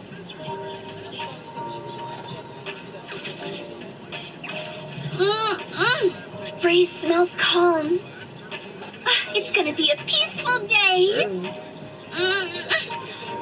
Yeah.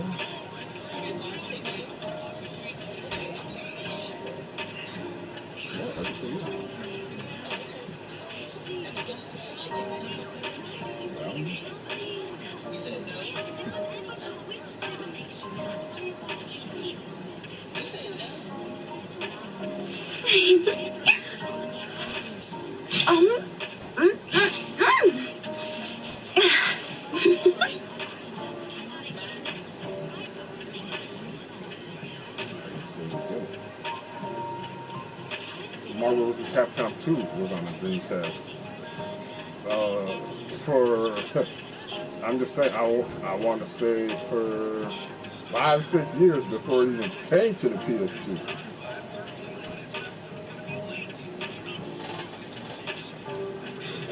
Do what you want to do with it. That's how long it took that game to come to PS2. Breeze smells calm. After it died. It's gonna be a peaceful I never day. thought that game, a lot of people never even knew that game came out for the PS2. But it came out so fucking late.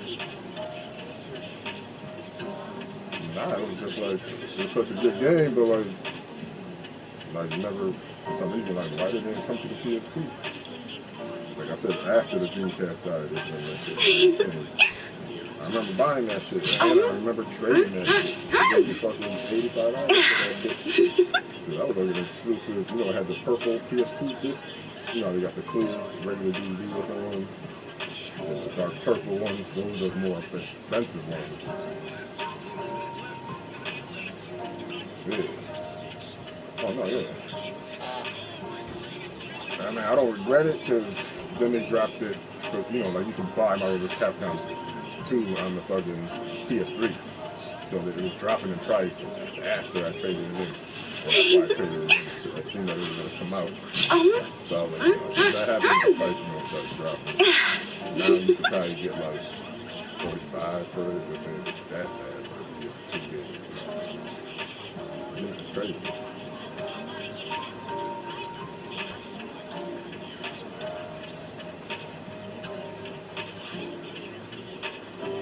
Shit, Invincible Mercy just dropped. I feel like getting this, but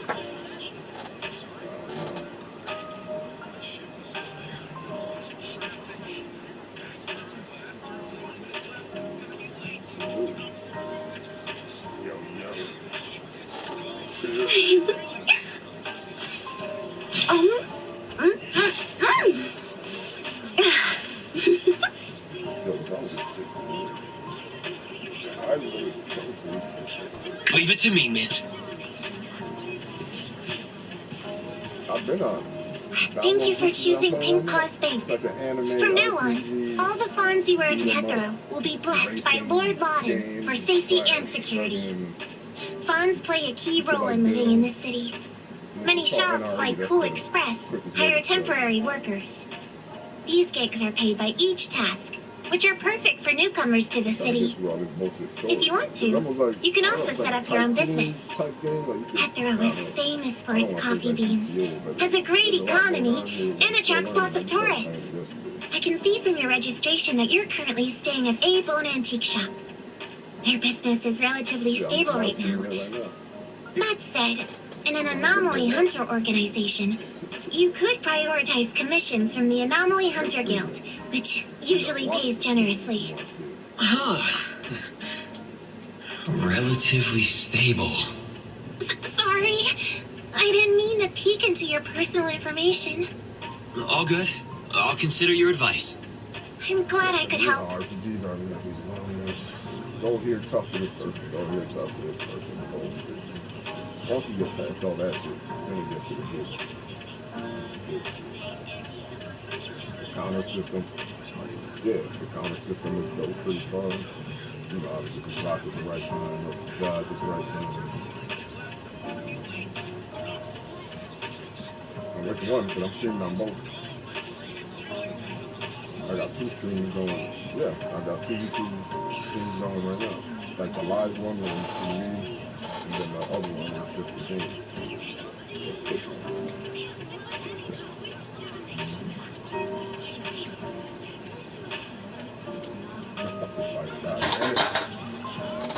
Straight fucking bullshit.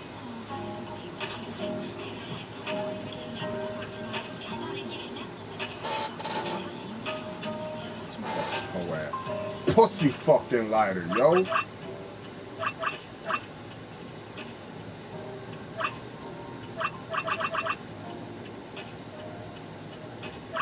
What the fuck they want me to do?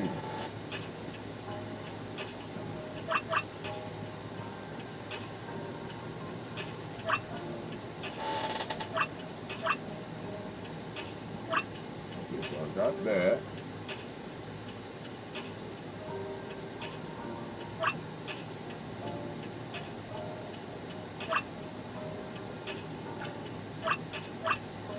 Nah, fuck that. Get some ice cream together. Get the fuck.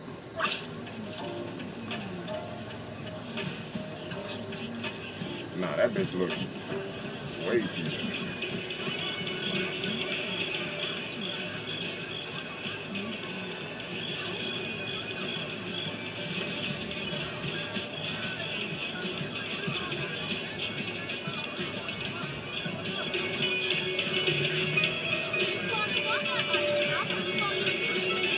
You said free, nigga? You said something free? You get that free.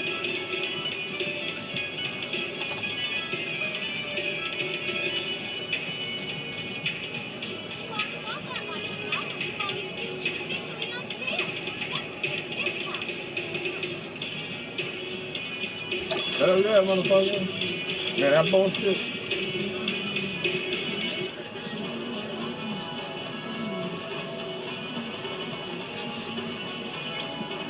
Awesome.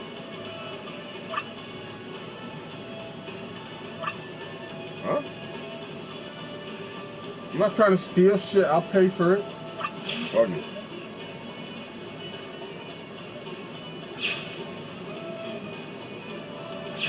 Why is it not letting me?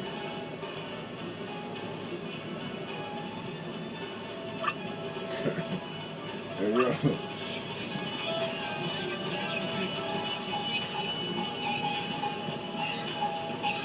Y'all gonna snitch if I take this?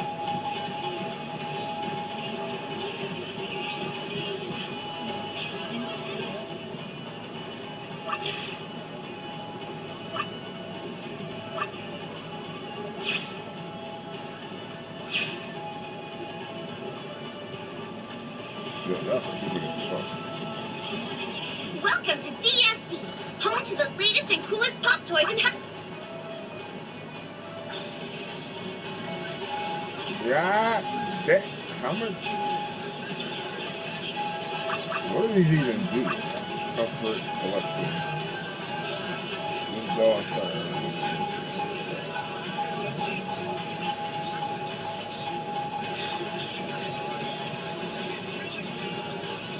What does this actually do? Collection attributes. I don't know, man.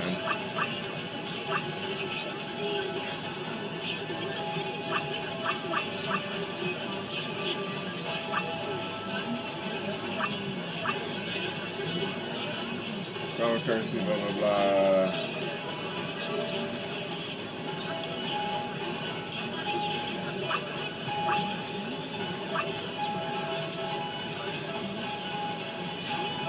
Home decor.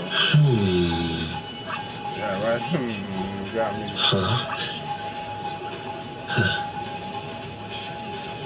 Oh, wait, do I even have one of these bitches to display my shit? I don't think I do.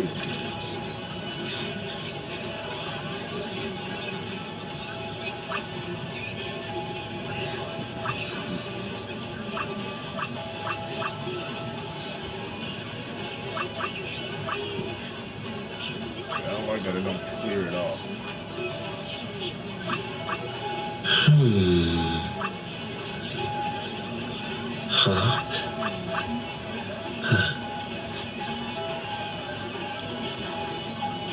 I'm gonna go crazy now.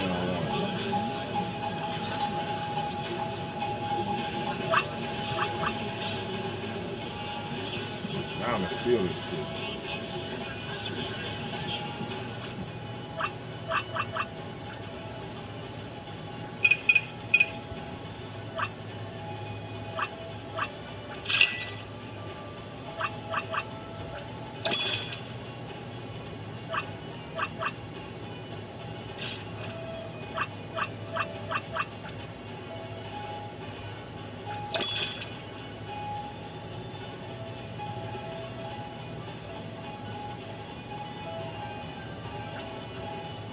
Oh my God, I'll tell you a survey real quick.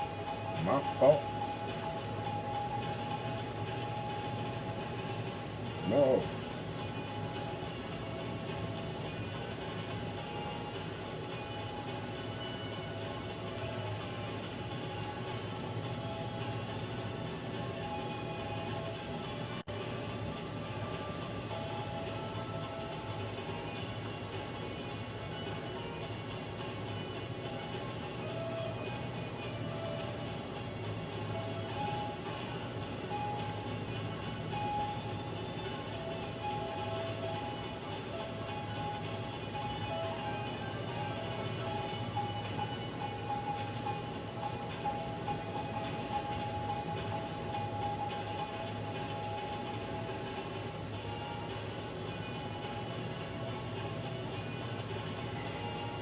I'm trying to find the fucking.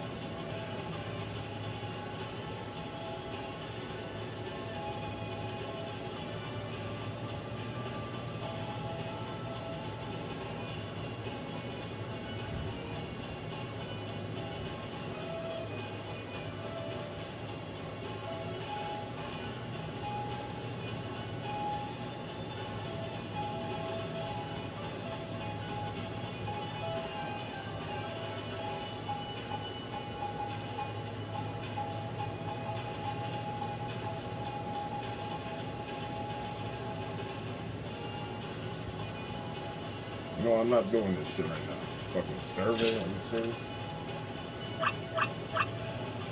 Yo, I hate how the fuck does so much more shit pop up? I mean, I'm glad fucking every little thing I do.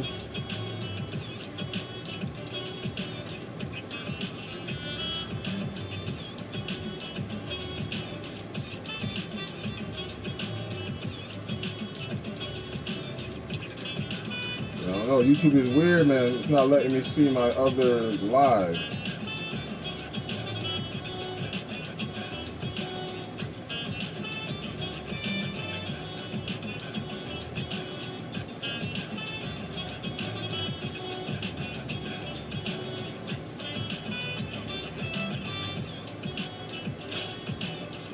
Hold on.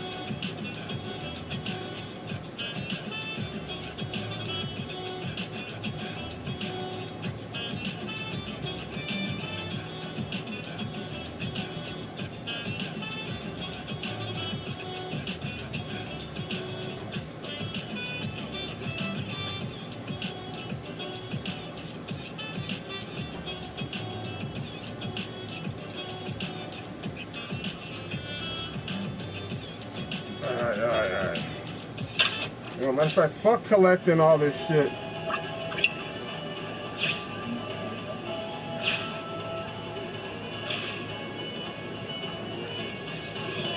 That's dumb as fuck.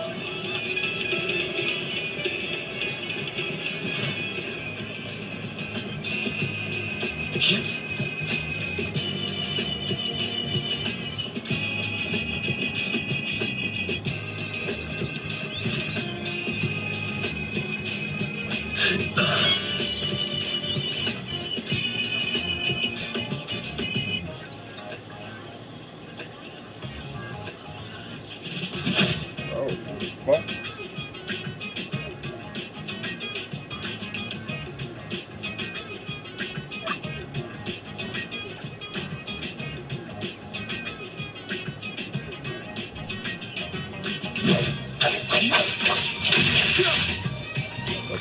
About to fight.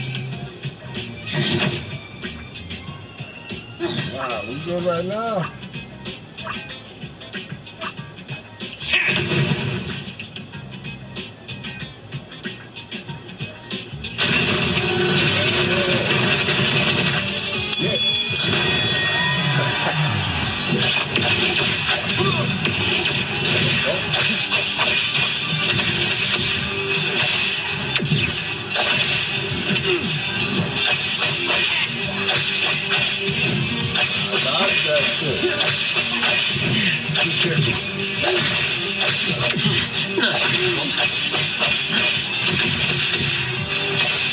Splinter and fracture.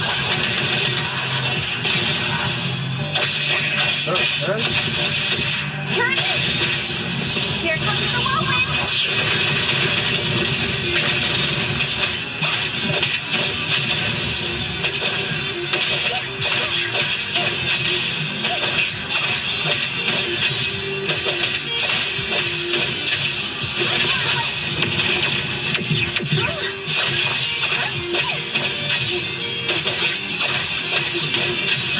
Good thing I'm not fabulous, formless.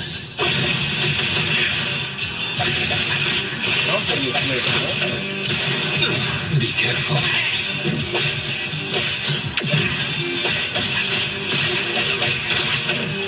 Copperhead.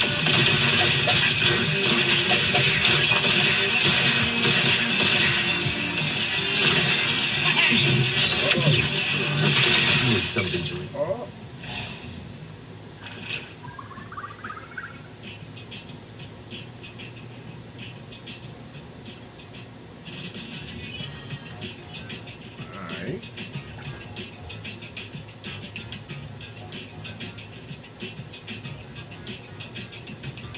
You're improving Arch attributes through enhancing and mixing, effectively boosting the wearer's stats. Yes, I know I whooped this monkey ass. Yeah! Thanks for your hard work. Motherfucker. That shit was too easy. That wasn't even the mission I was doing. Who is this? I hate seeing it.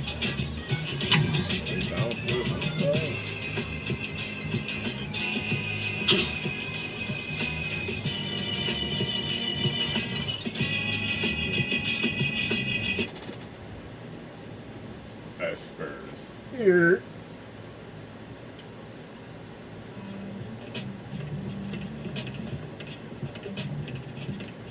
Oh shit, it's Kodak. Black. Or Kodak. Tantonheim. It's not racist. Can y'all talk quicker?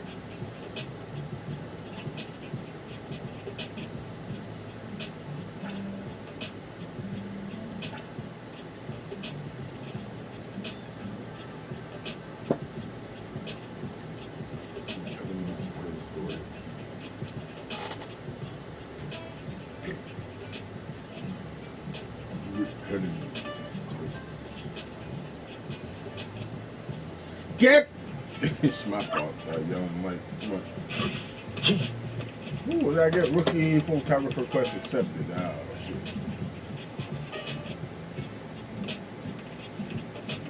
Wait, but wasn't I in the middle of another quest?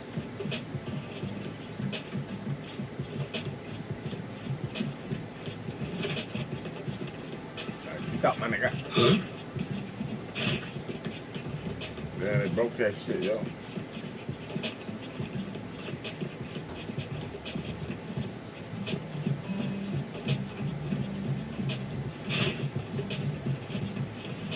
God damn, Cassie was good.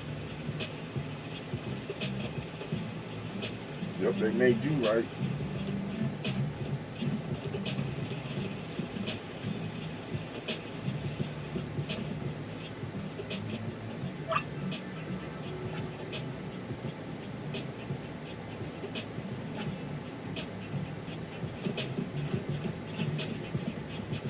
How about now? Not that. Henshi, yo, what's good? 5 on it. Henshi. You on the wrong stream though if you're trying to watch the game. You know the setup, man. I see. You can go to New Haven or North Haven, but you can't even go to Middletown. I see how that is.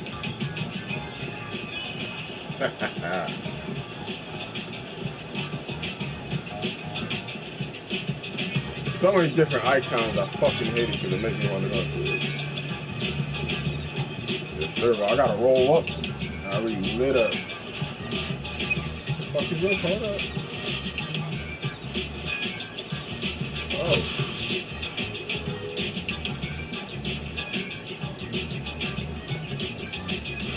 Can I take your car? I need a car, yo. You're driving, why you stop? Official business. We need your cooperation. Oh, y'all stole this nigga's car. Good.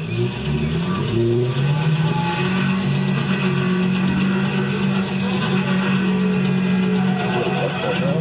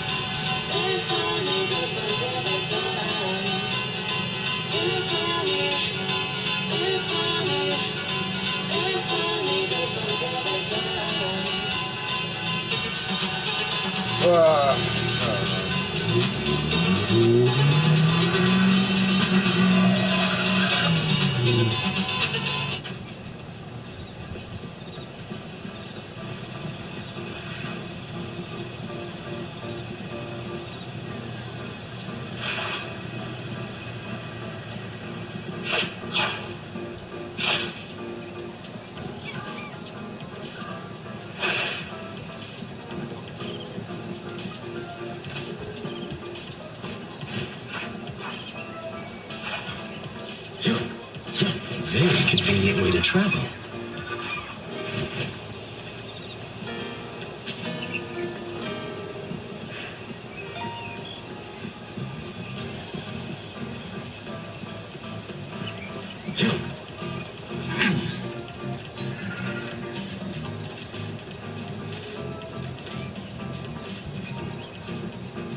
Is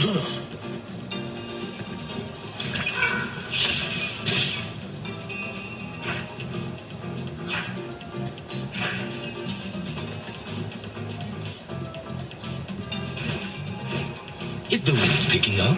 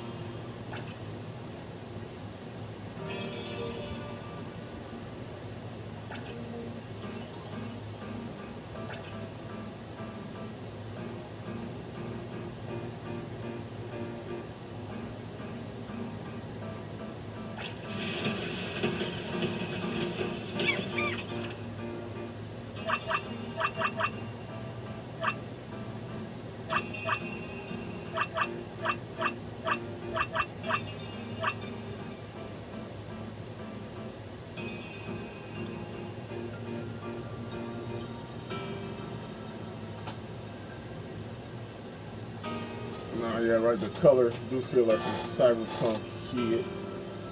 Damn, that's hold on, I gotta put this.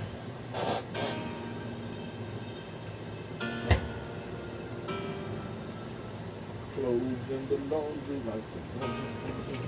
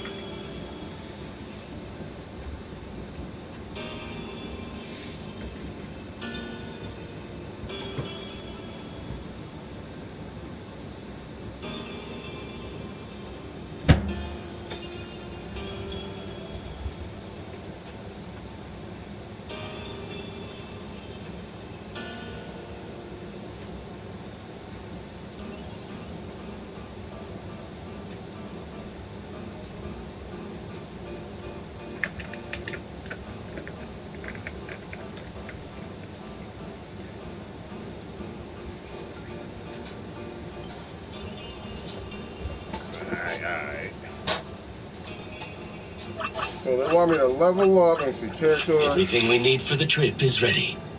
Me! Greetings to you.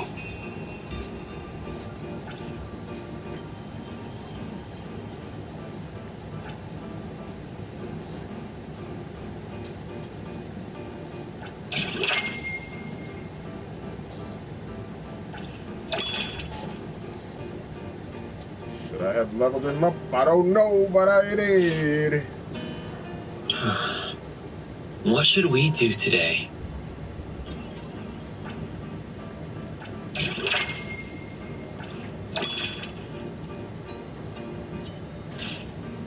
Hey! Me! I'm always available. What? Hey, the wind's... Greeting. Everything we need for the trip is ready. I'm here to help.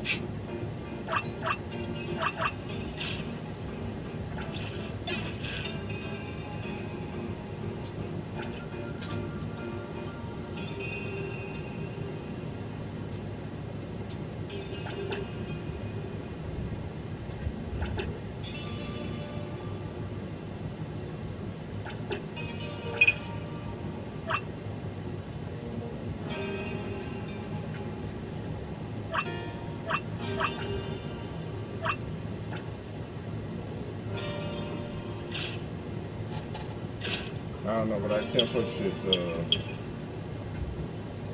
like all these motherfuckers have a council on it, but he's the only one.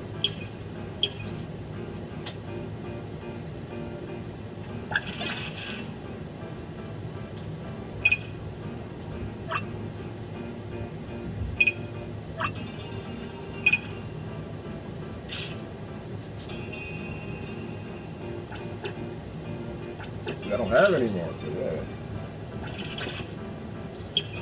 At least I level people up, though.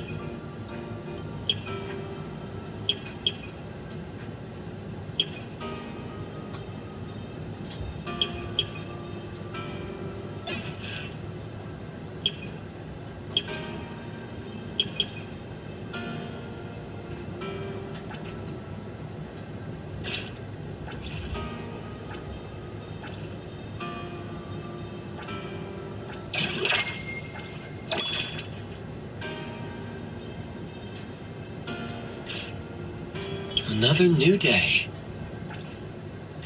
Hey! Did you need me? Everything we need for the trip is ready. Me! I'm ready to go! Yo, shut up. Please, Alright, let's go. Is there anywhere you want to go?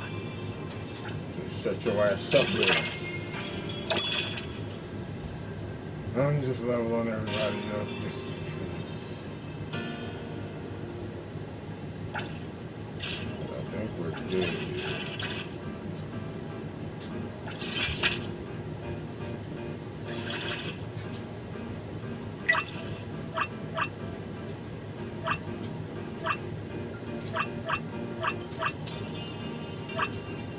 Alright, this all requires me to be higher level than I am now, so. Leave it to me, Mint. I won't let you down.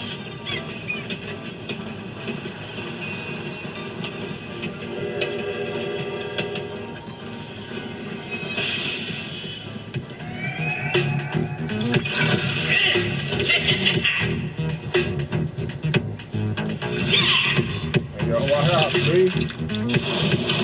You got a fight? Oh, you trying to put... Coming out of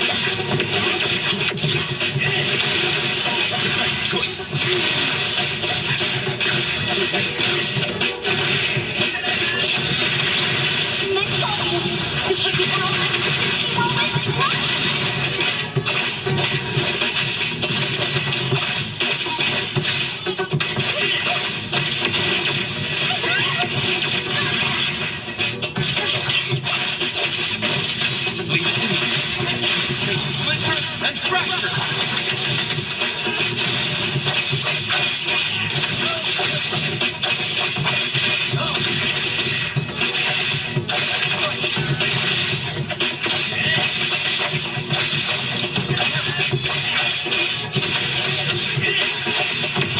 Perfect timing!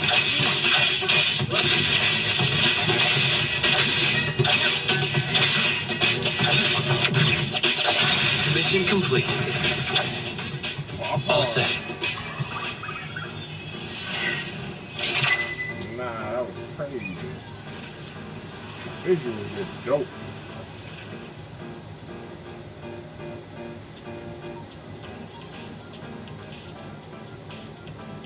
Bro, I'll be here every motherfucking day. You seen I did like a 12-hour stream yesterday. Shut your mouth.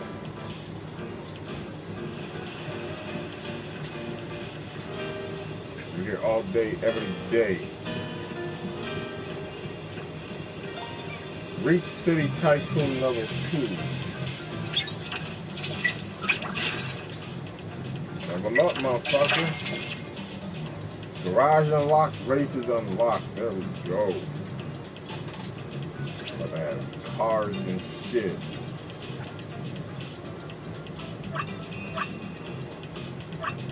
They didn't give me enough for leveling up with this. Hey.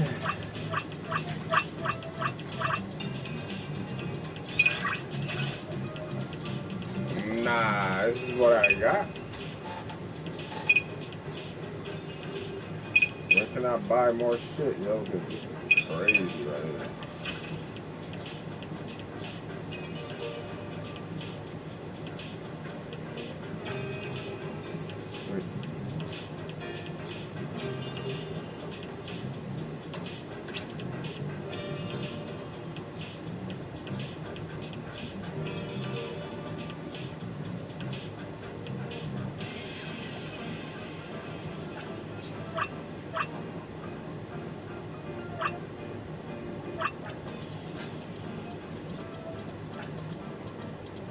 I'm gonna go to the bitch's house real quick.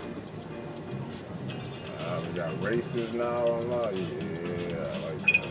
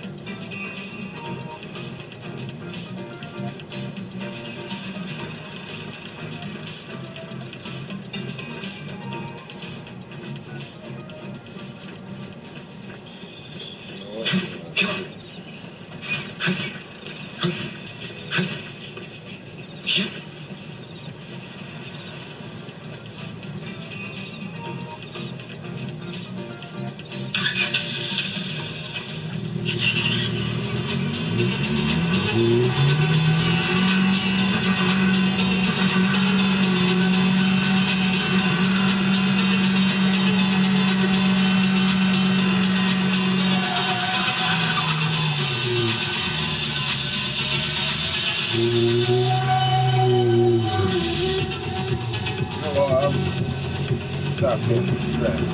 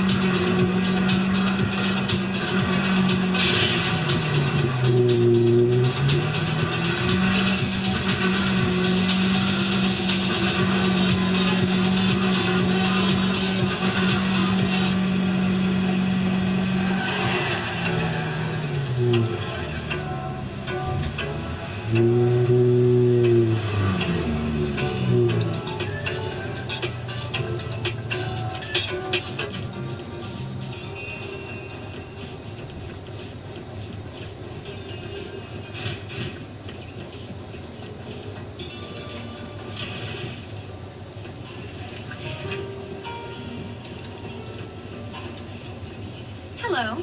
How may I help you today?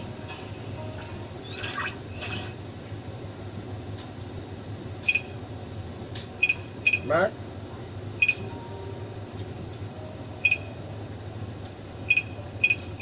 $350. Crazy.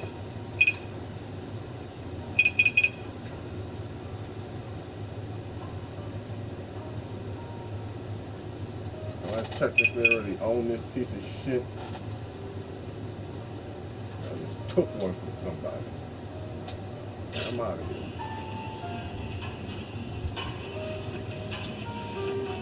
Hello. How may I help you today?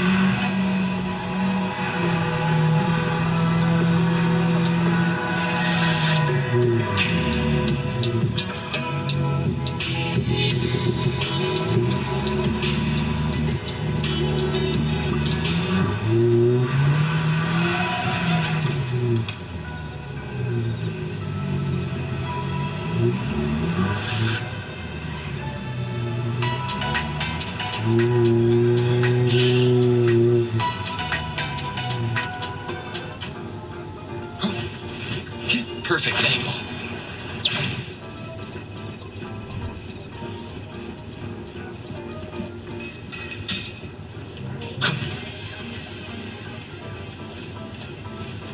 The wind's just right.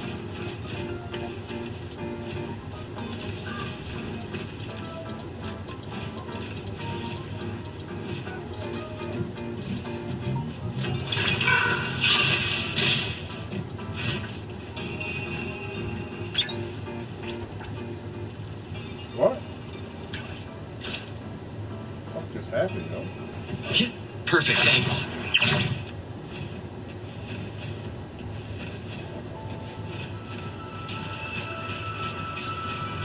The wind's just right.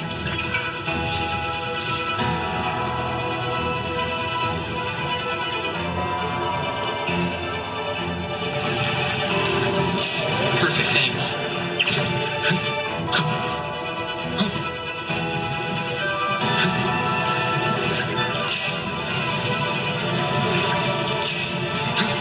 The wind's just right.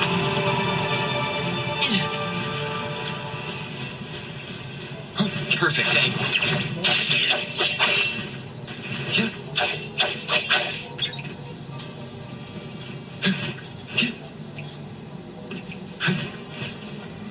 Probably leave that toy fish alone, no?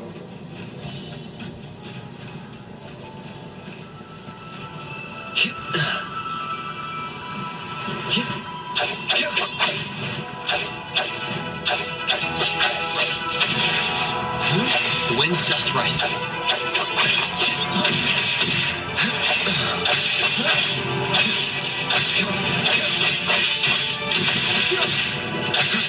Divide. It's like zero. It's great.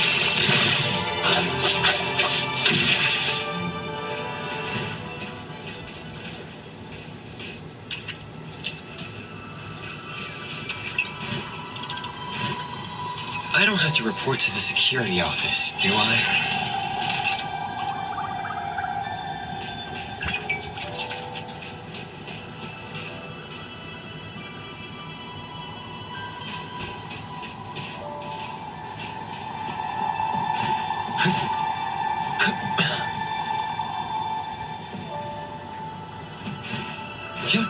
Perfect angle.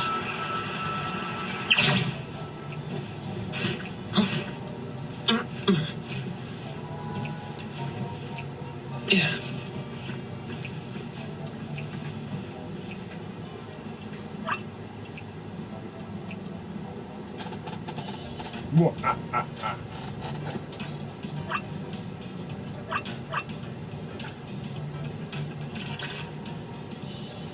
Hey, yo, like and subscribe, Sushi.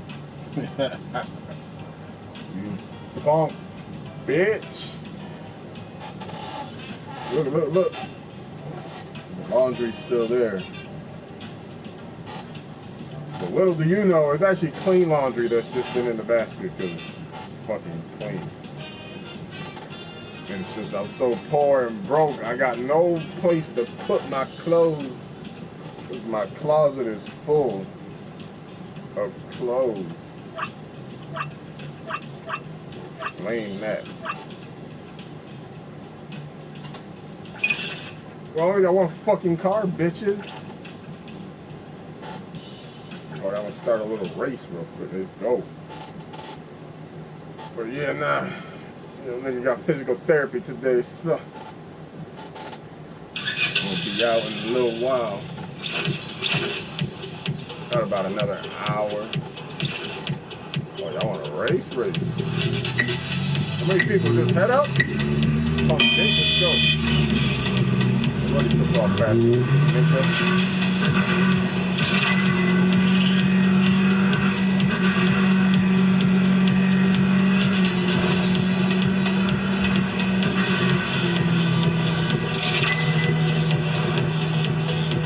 Yeah, what he said, do all that shit.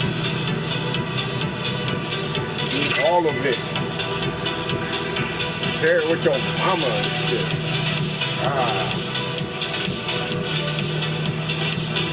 Damn, I'm leaving Sakamoto in the... Oh, shit, yo! They just tried to fruit me. Why you gotta press R1 to look back in the rear view? That's crazy work.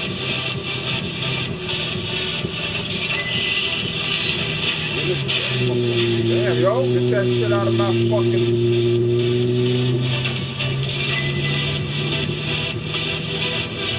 Oh, this game right here is free to play, though. Oh, shit.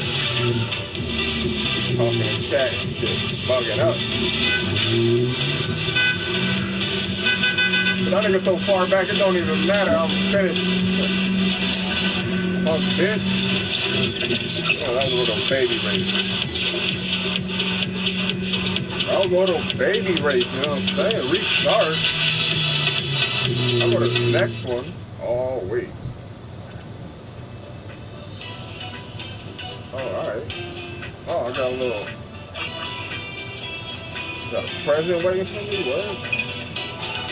Yo, y'all know I only got one car. This repair cost me. Whatever.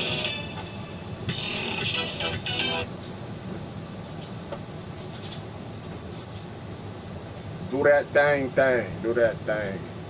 You know how to have music playing, but you know how YouTube is. Yeah, I'm trying to wait. No, those clothes should be dry in time. Try to wear what's in there.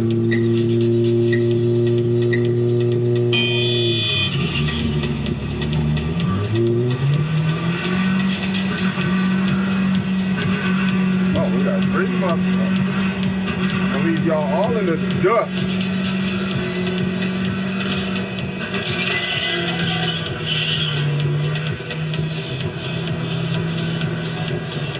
How do you change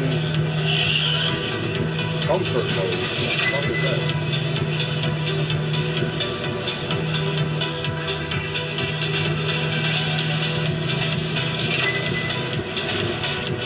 I can't even see them. Drive.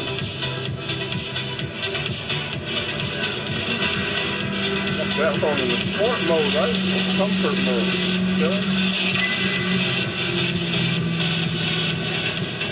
The fucking music though, yo. Like, get something better, yo.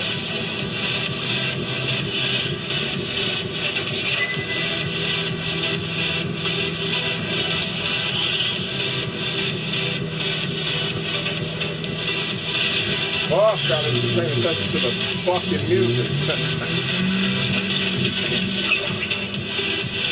It's funny, like, it looks like a real car, but then you got the anime character inside of it. So it kind of throws you off.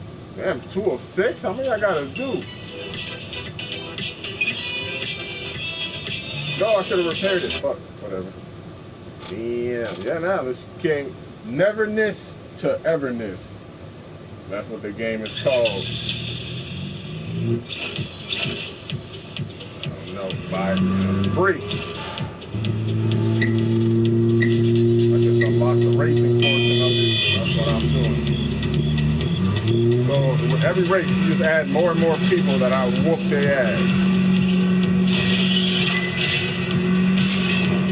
Yo, I'm already leaving these niggas in the dust. I can't even see them. Well, I can see them right now, but as soon as I take this turn, that's it. I'm not seeing nothing. Alright, driving isn't bad, it's the view. You only get 2. You know, you got inside the car and then outside the car. You can like move the camera around. But it's like a weird, not great.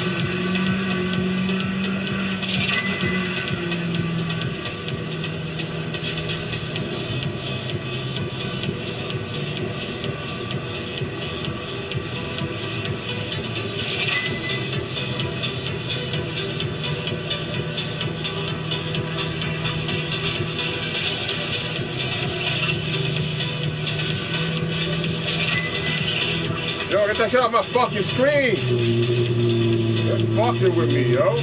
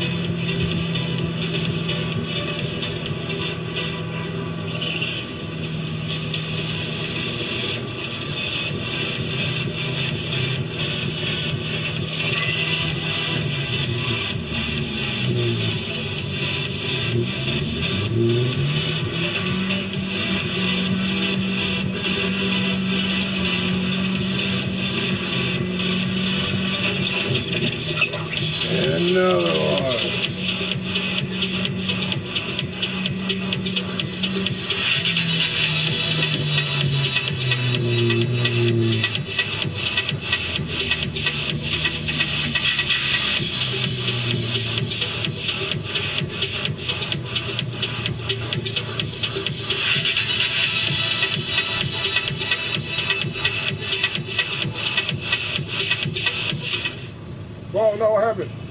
Damn, I wanted to do another one. Or I could...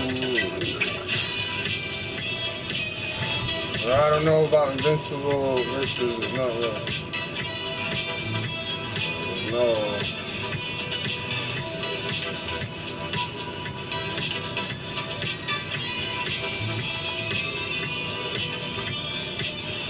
Hey, yo, you stupid piece of fucking shit. Yo, did they change something with this fucking YouTube app recently?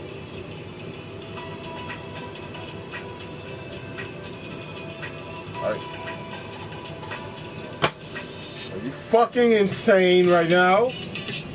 You stop fucking working?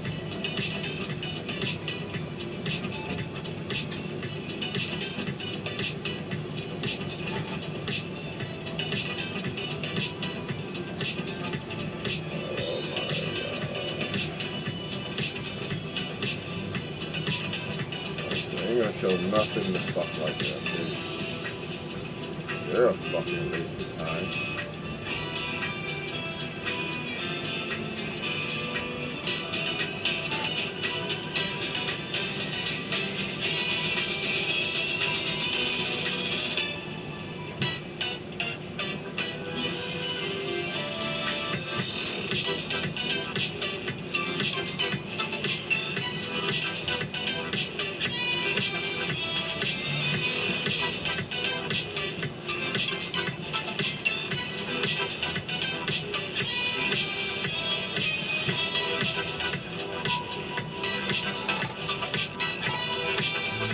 Why can't I see this?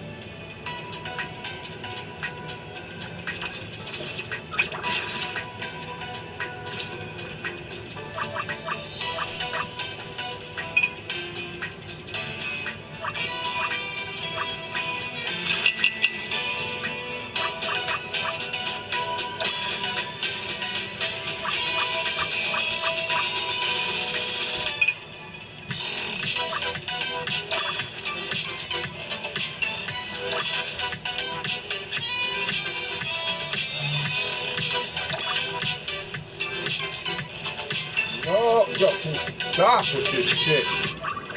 Y'all so extra with every fucking little button press. Crazy.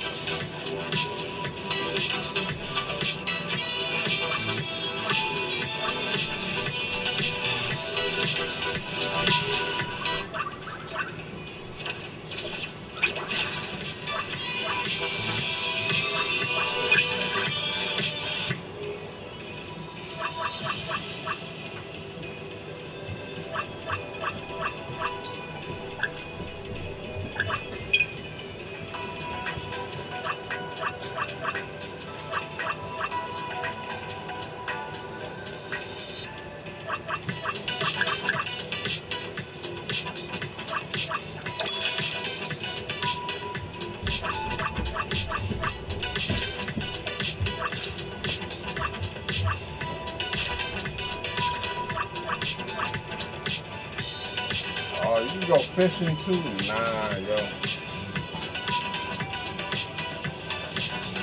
Nah, hold on.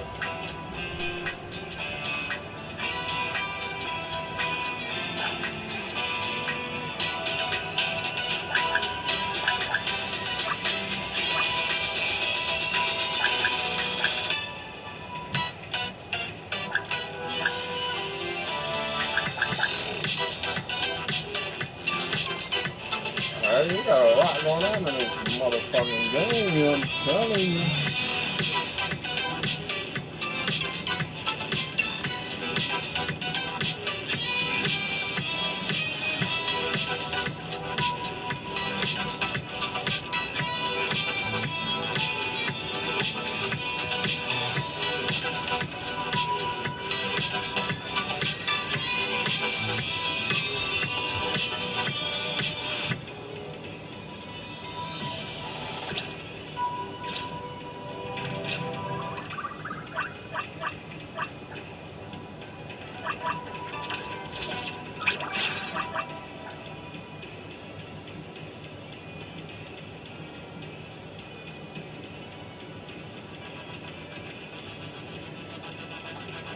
There must be a reason why I can't see it.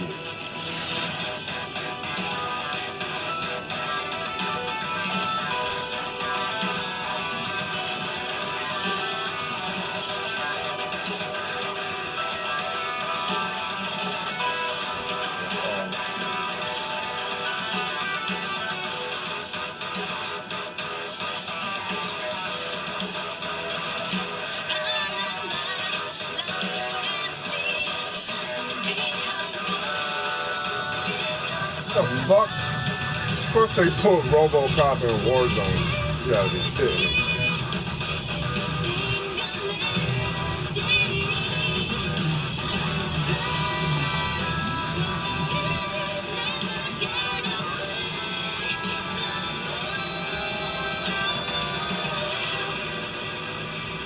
This one must not be live because it would show it, right?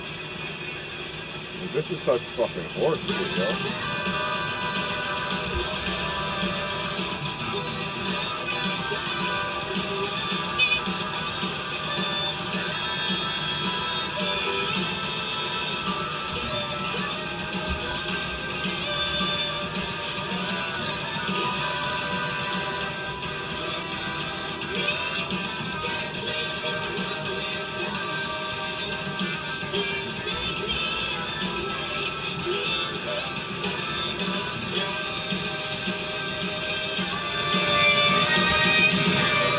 But it's still lit.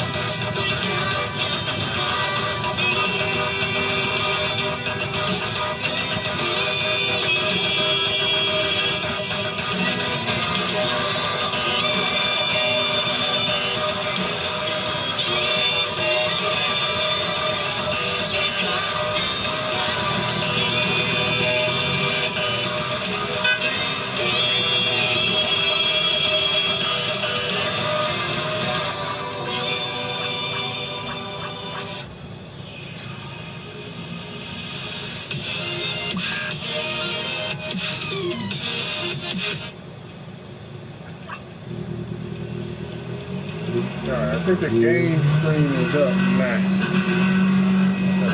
Fuck this matter.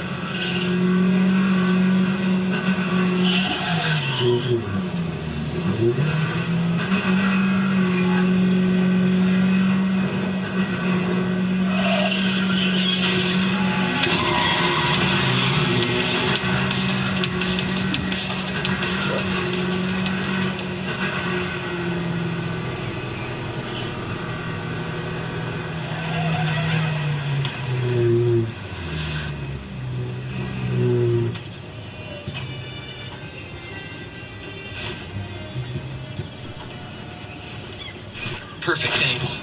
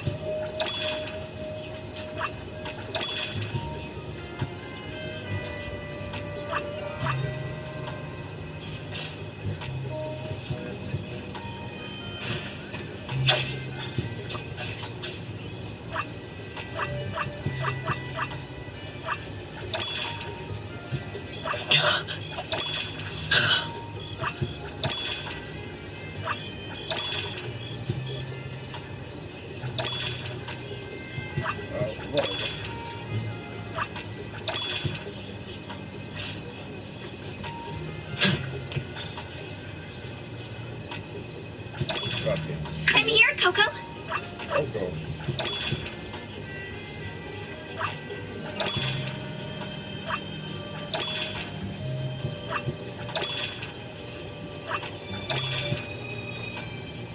Leave it to me, Mint.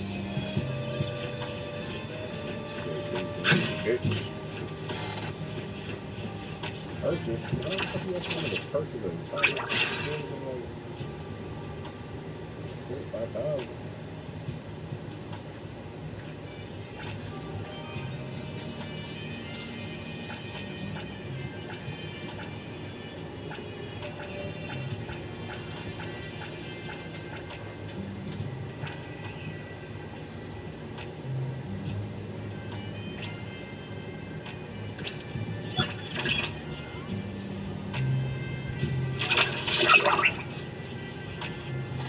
Purchase shops at the market.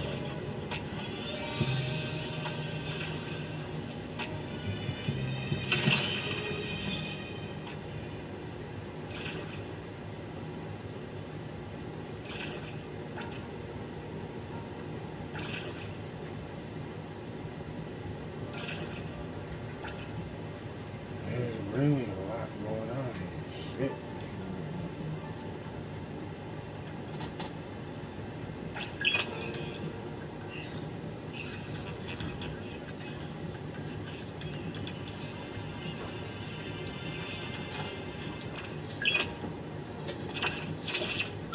I've been doing this.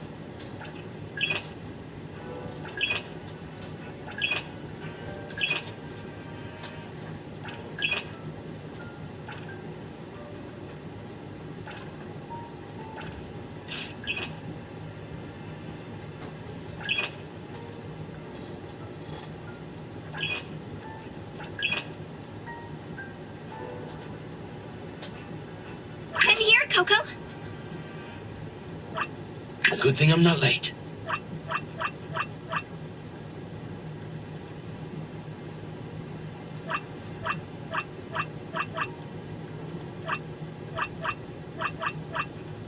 Does the kitchen need help? I'm thinking...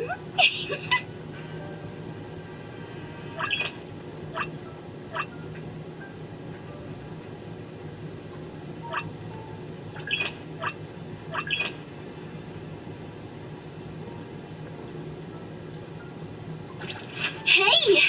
Did you need me?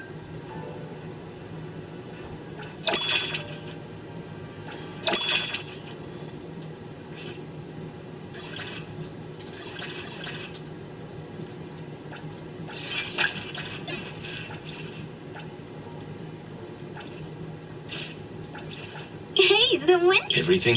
Is there anywhere you want to go?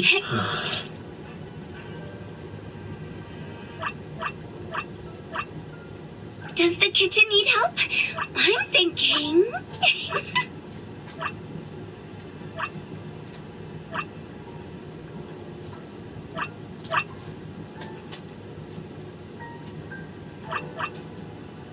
A butler must handle both coffee making and shop management.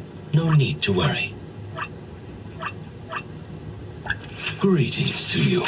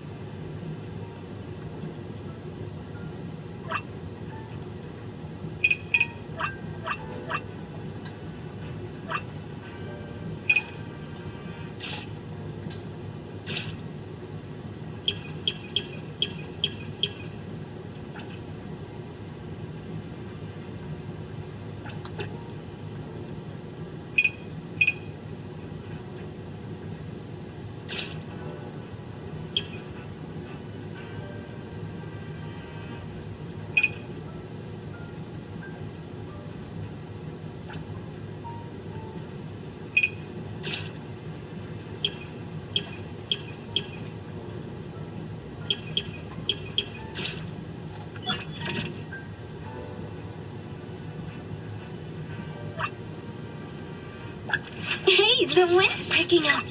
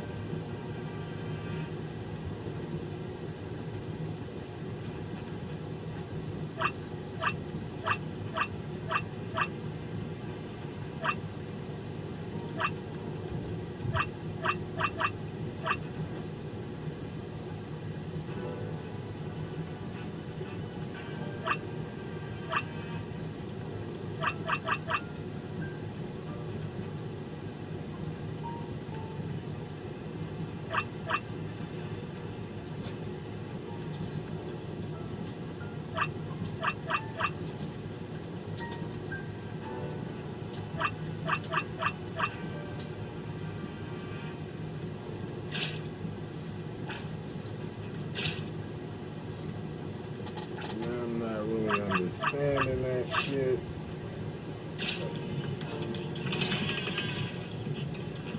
Trust me. Hold on, this nigga's need help, bro.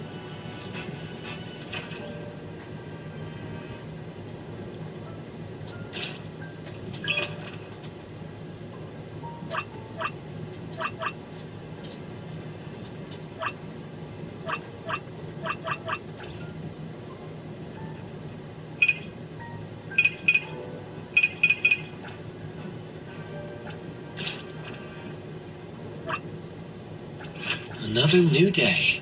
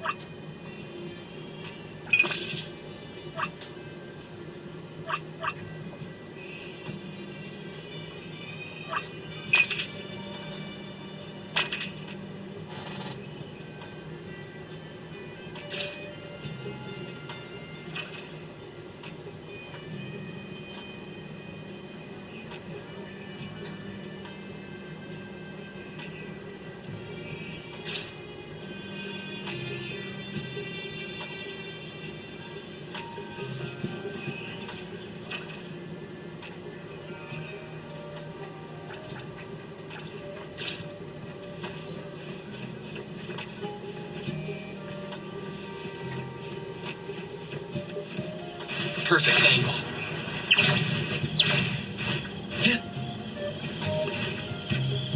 The wind's just right.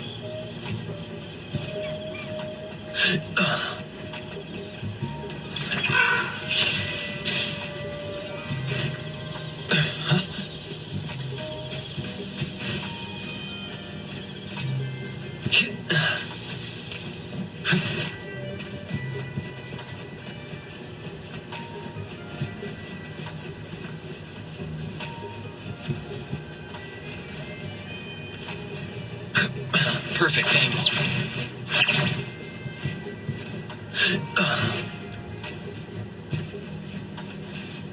The The wind's just right.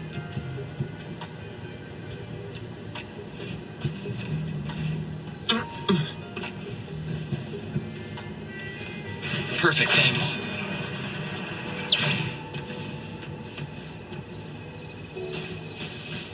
Hit the wind's just right.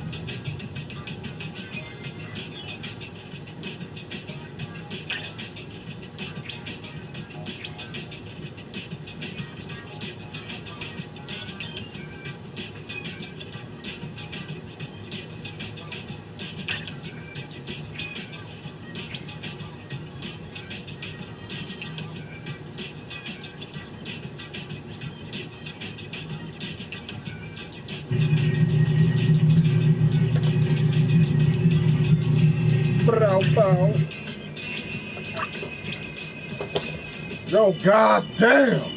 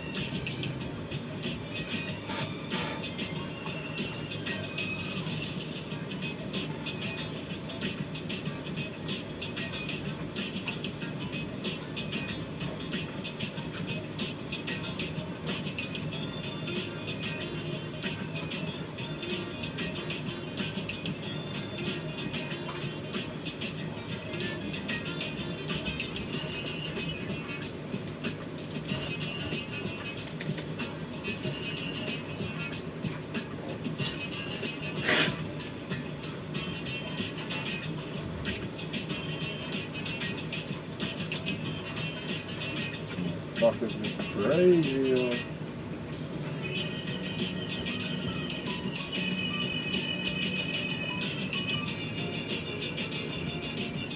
The last of the Mohicans. I'm gonna see how I want to serve it now, yo. Keep talking, stop talking. Oh, speed up.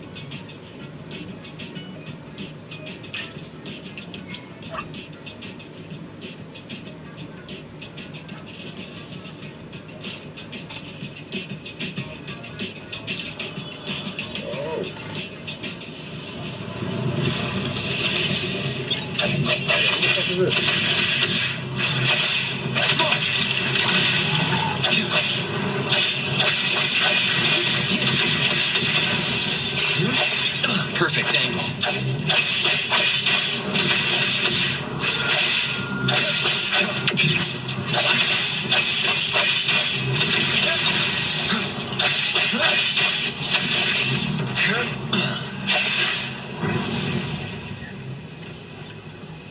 Containment complete. Slash large smooch.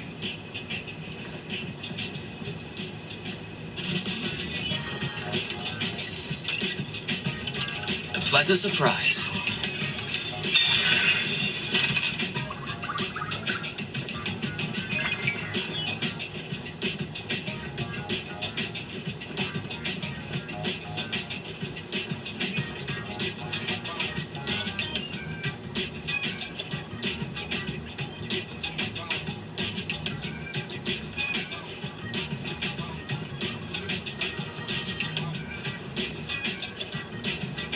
Get the fuck off the building, bitch.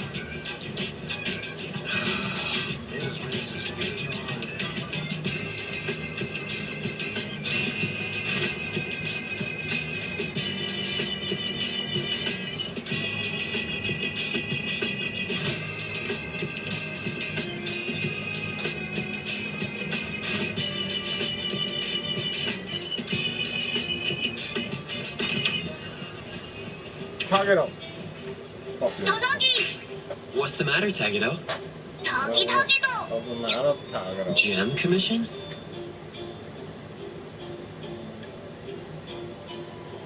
That's the nugget of the century right there. Says shit.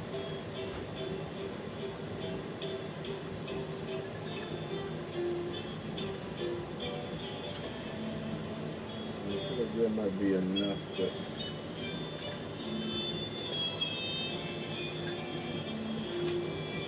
we gonna get everything.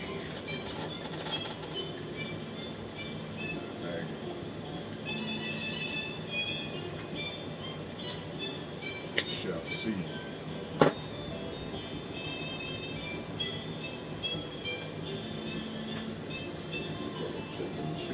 Have glue.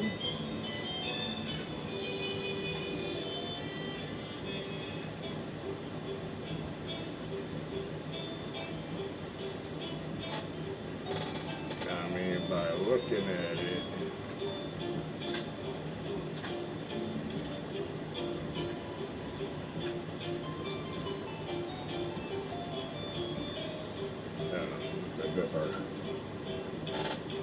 that part. That part.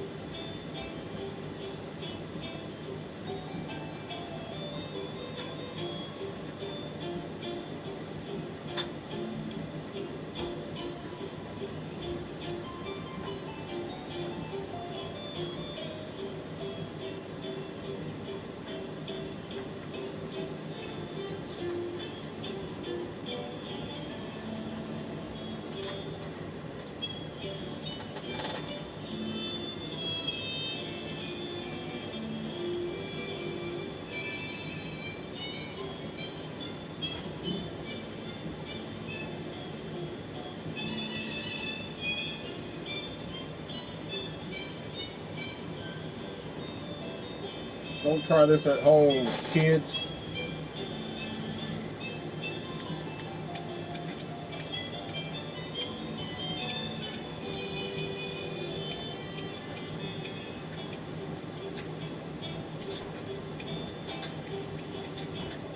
Oh, I'm gonna fuck out.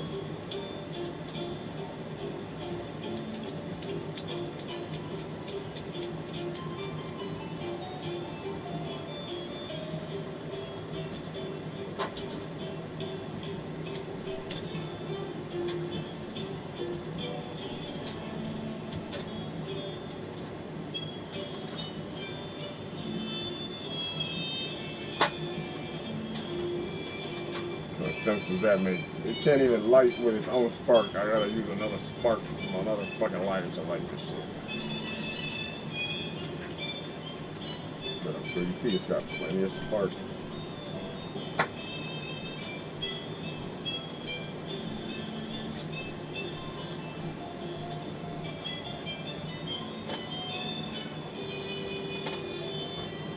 Debunk the urban legend of the Tomato Devil. Tomato Devil? The reward is a gem. Doggy, doggy.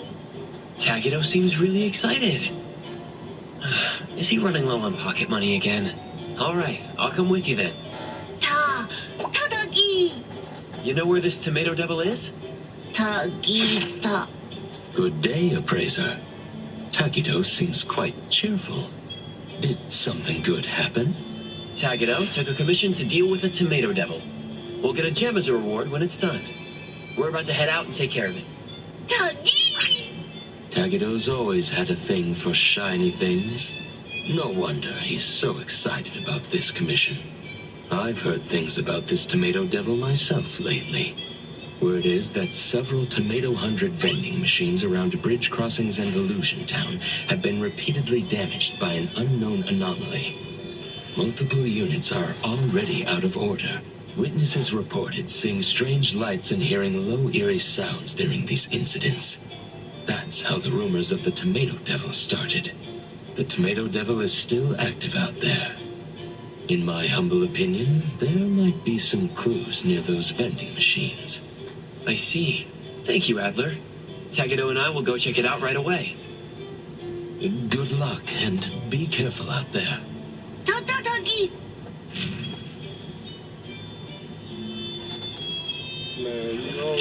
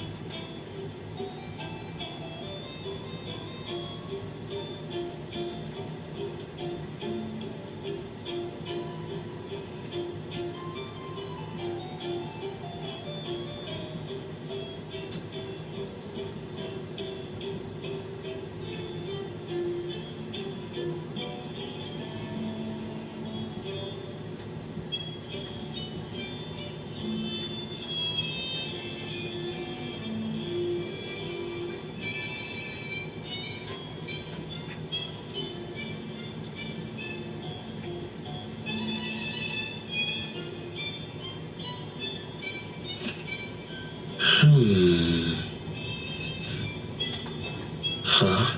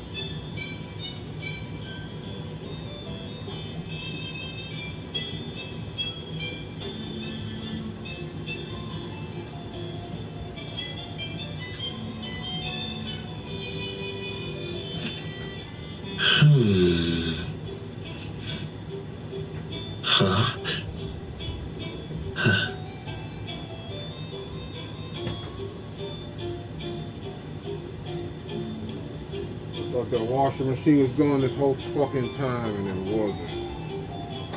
Oh shit.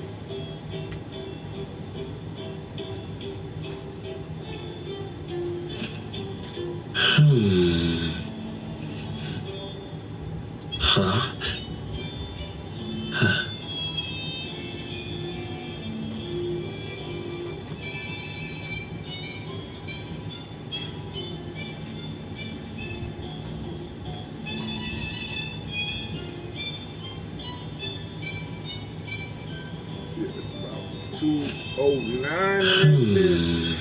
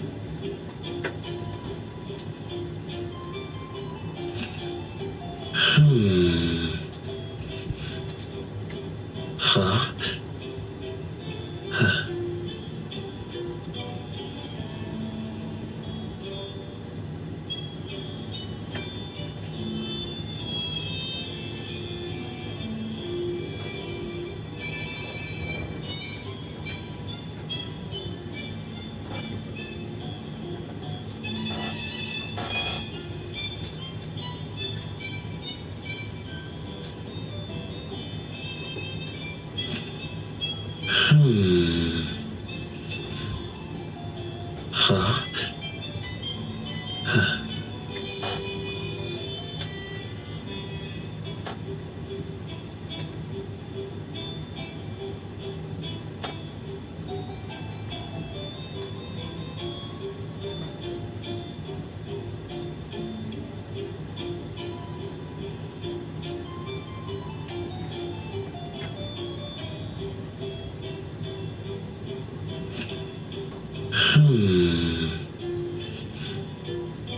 Huh? Huh?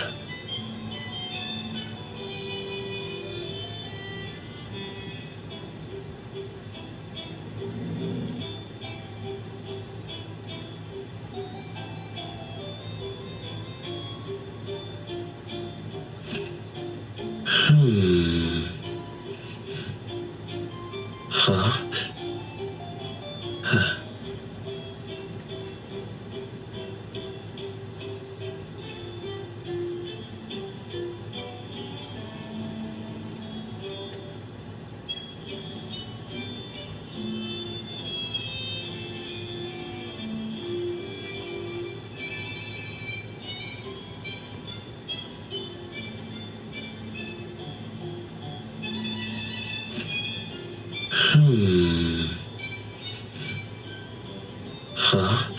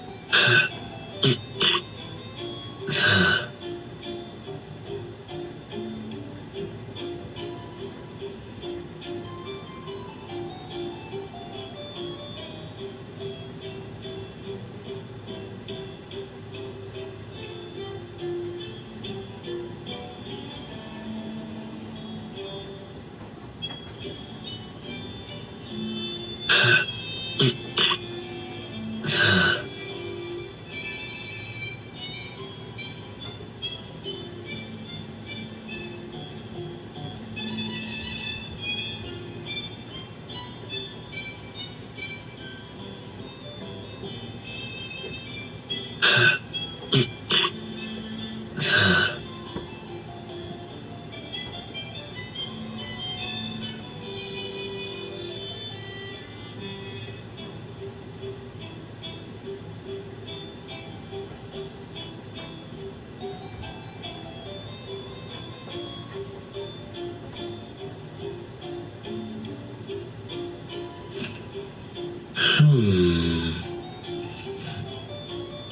Huh?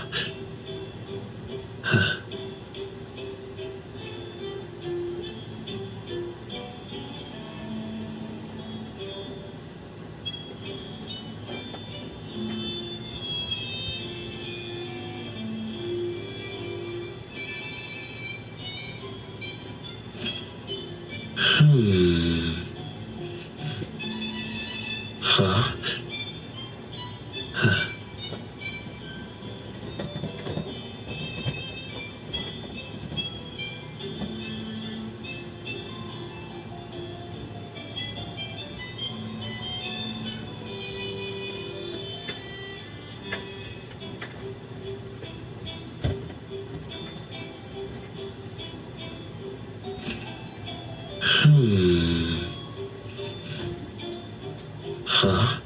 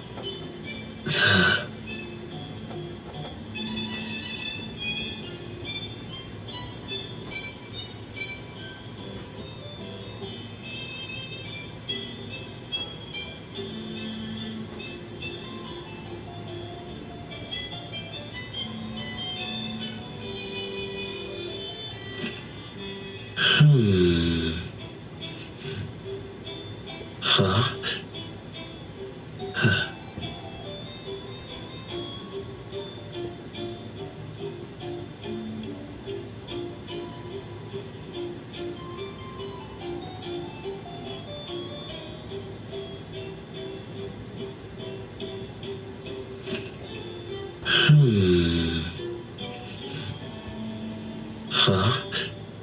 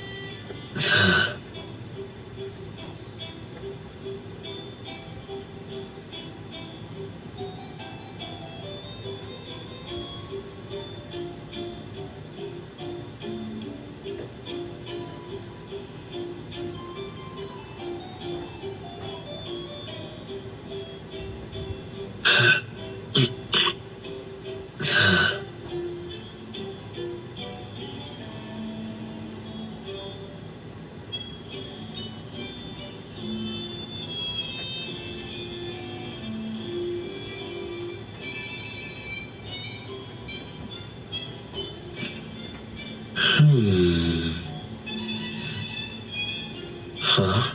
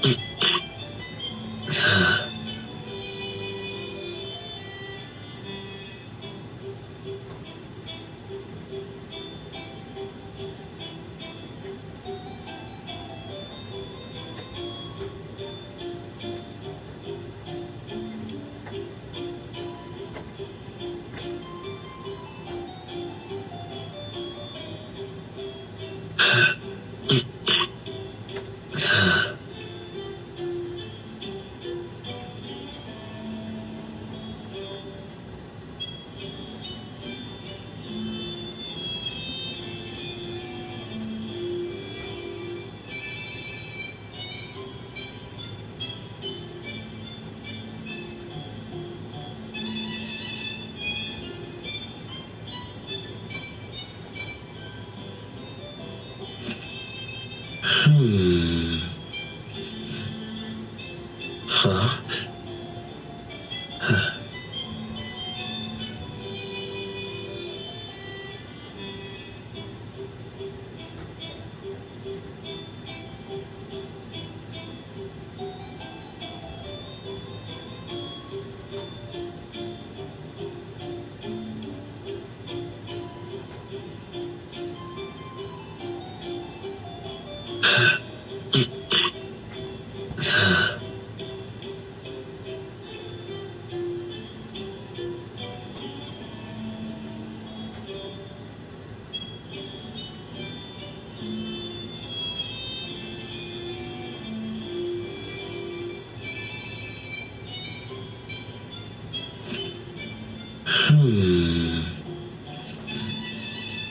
Huh.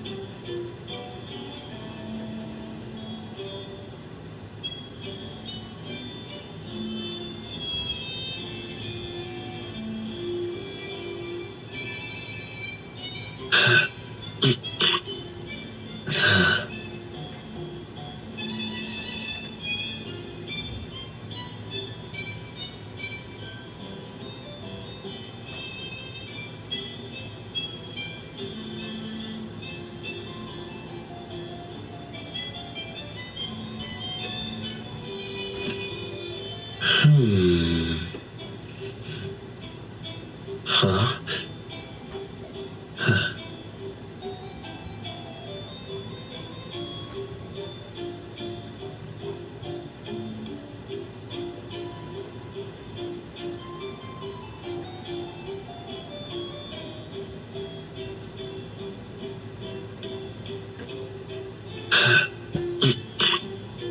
Huh.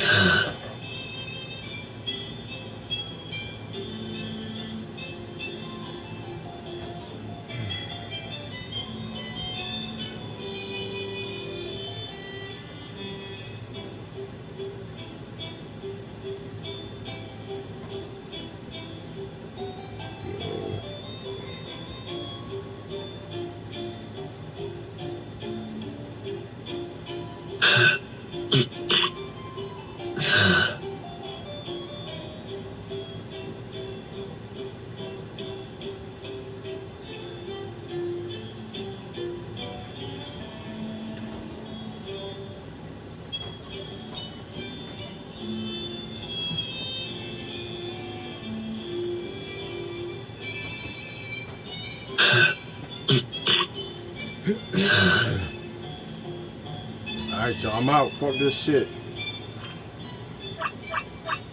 Be back later. Gotta do some things.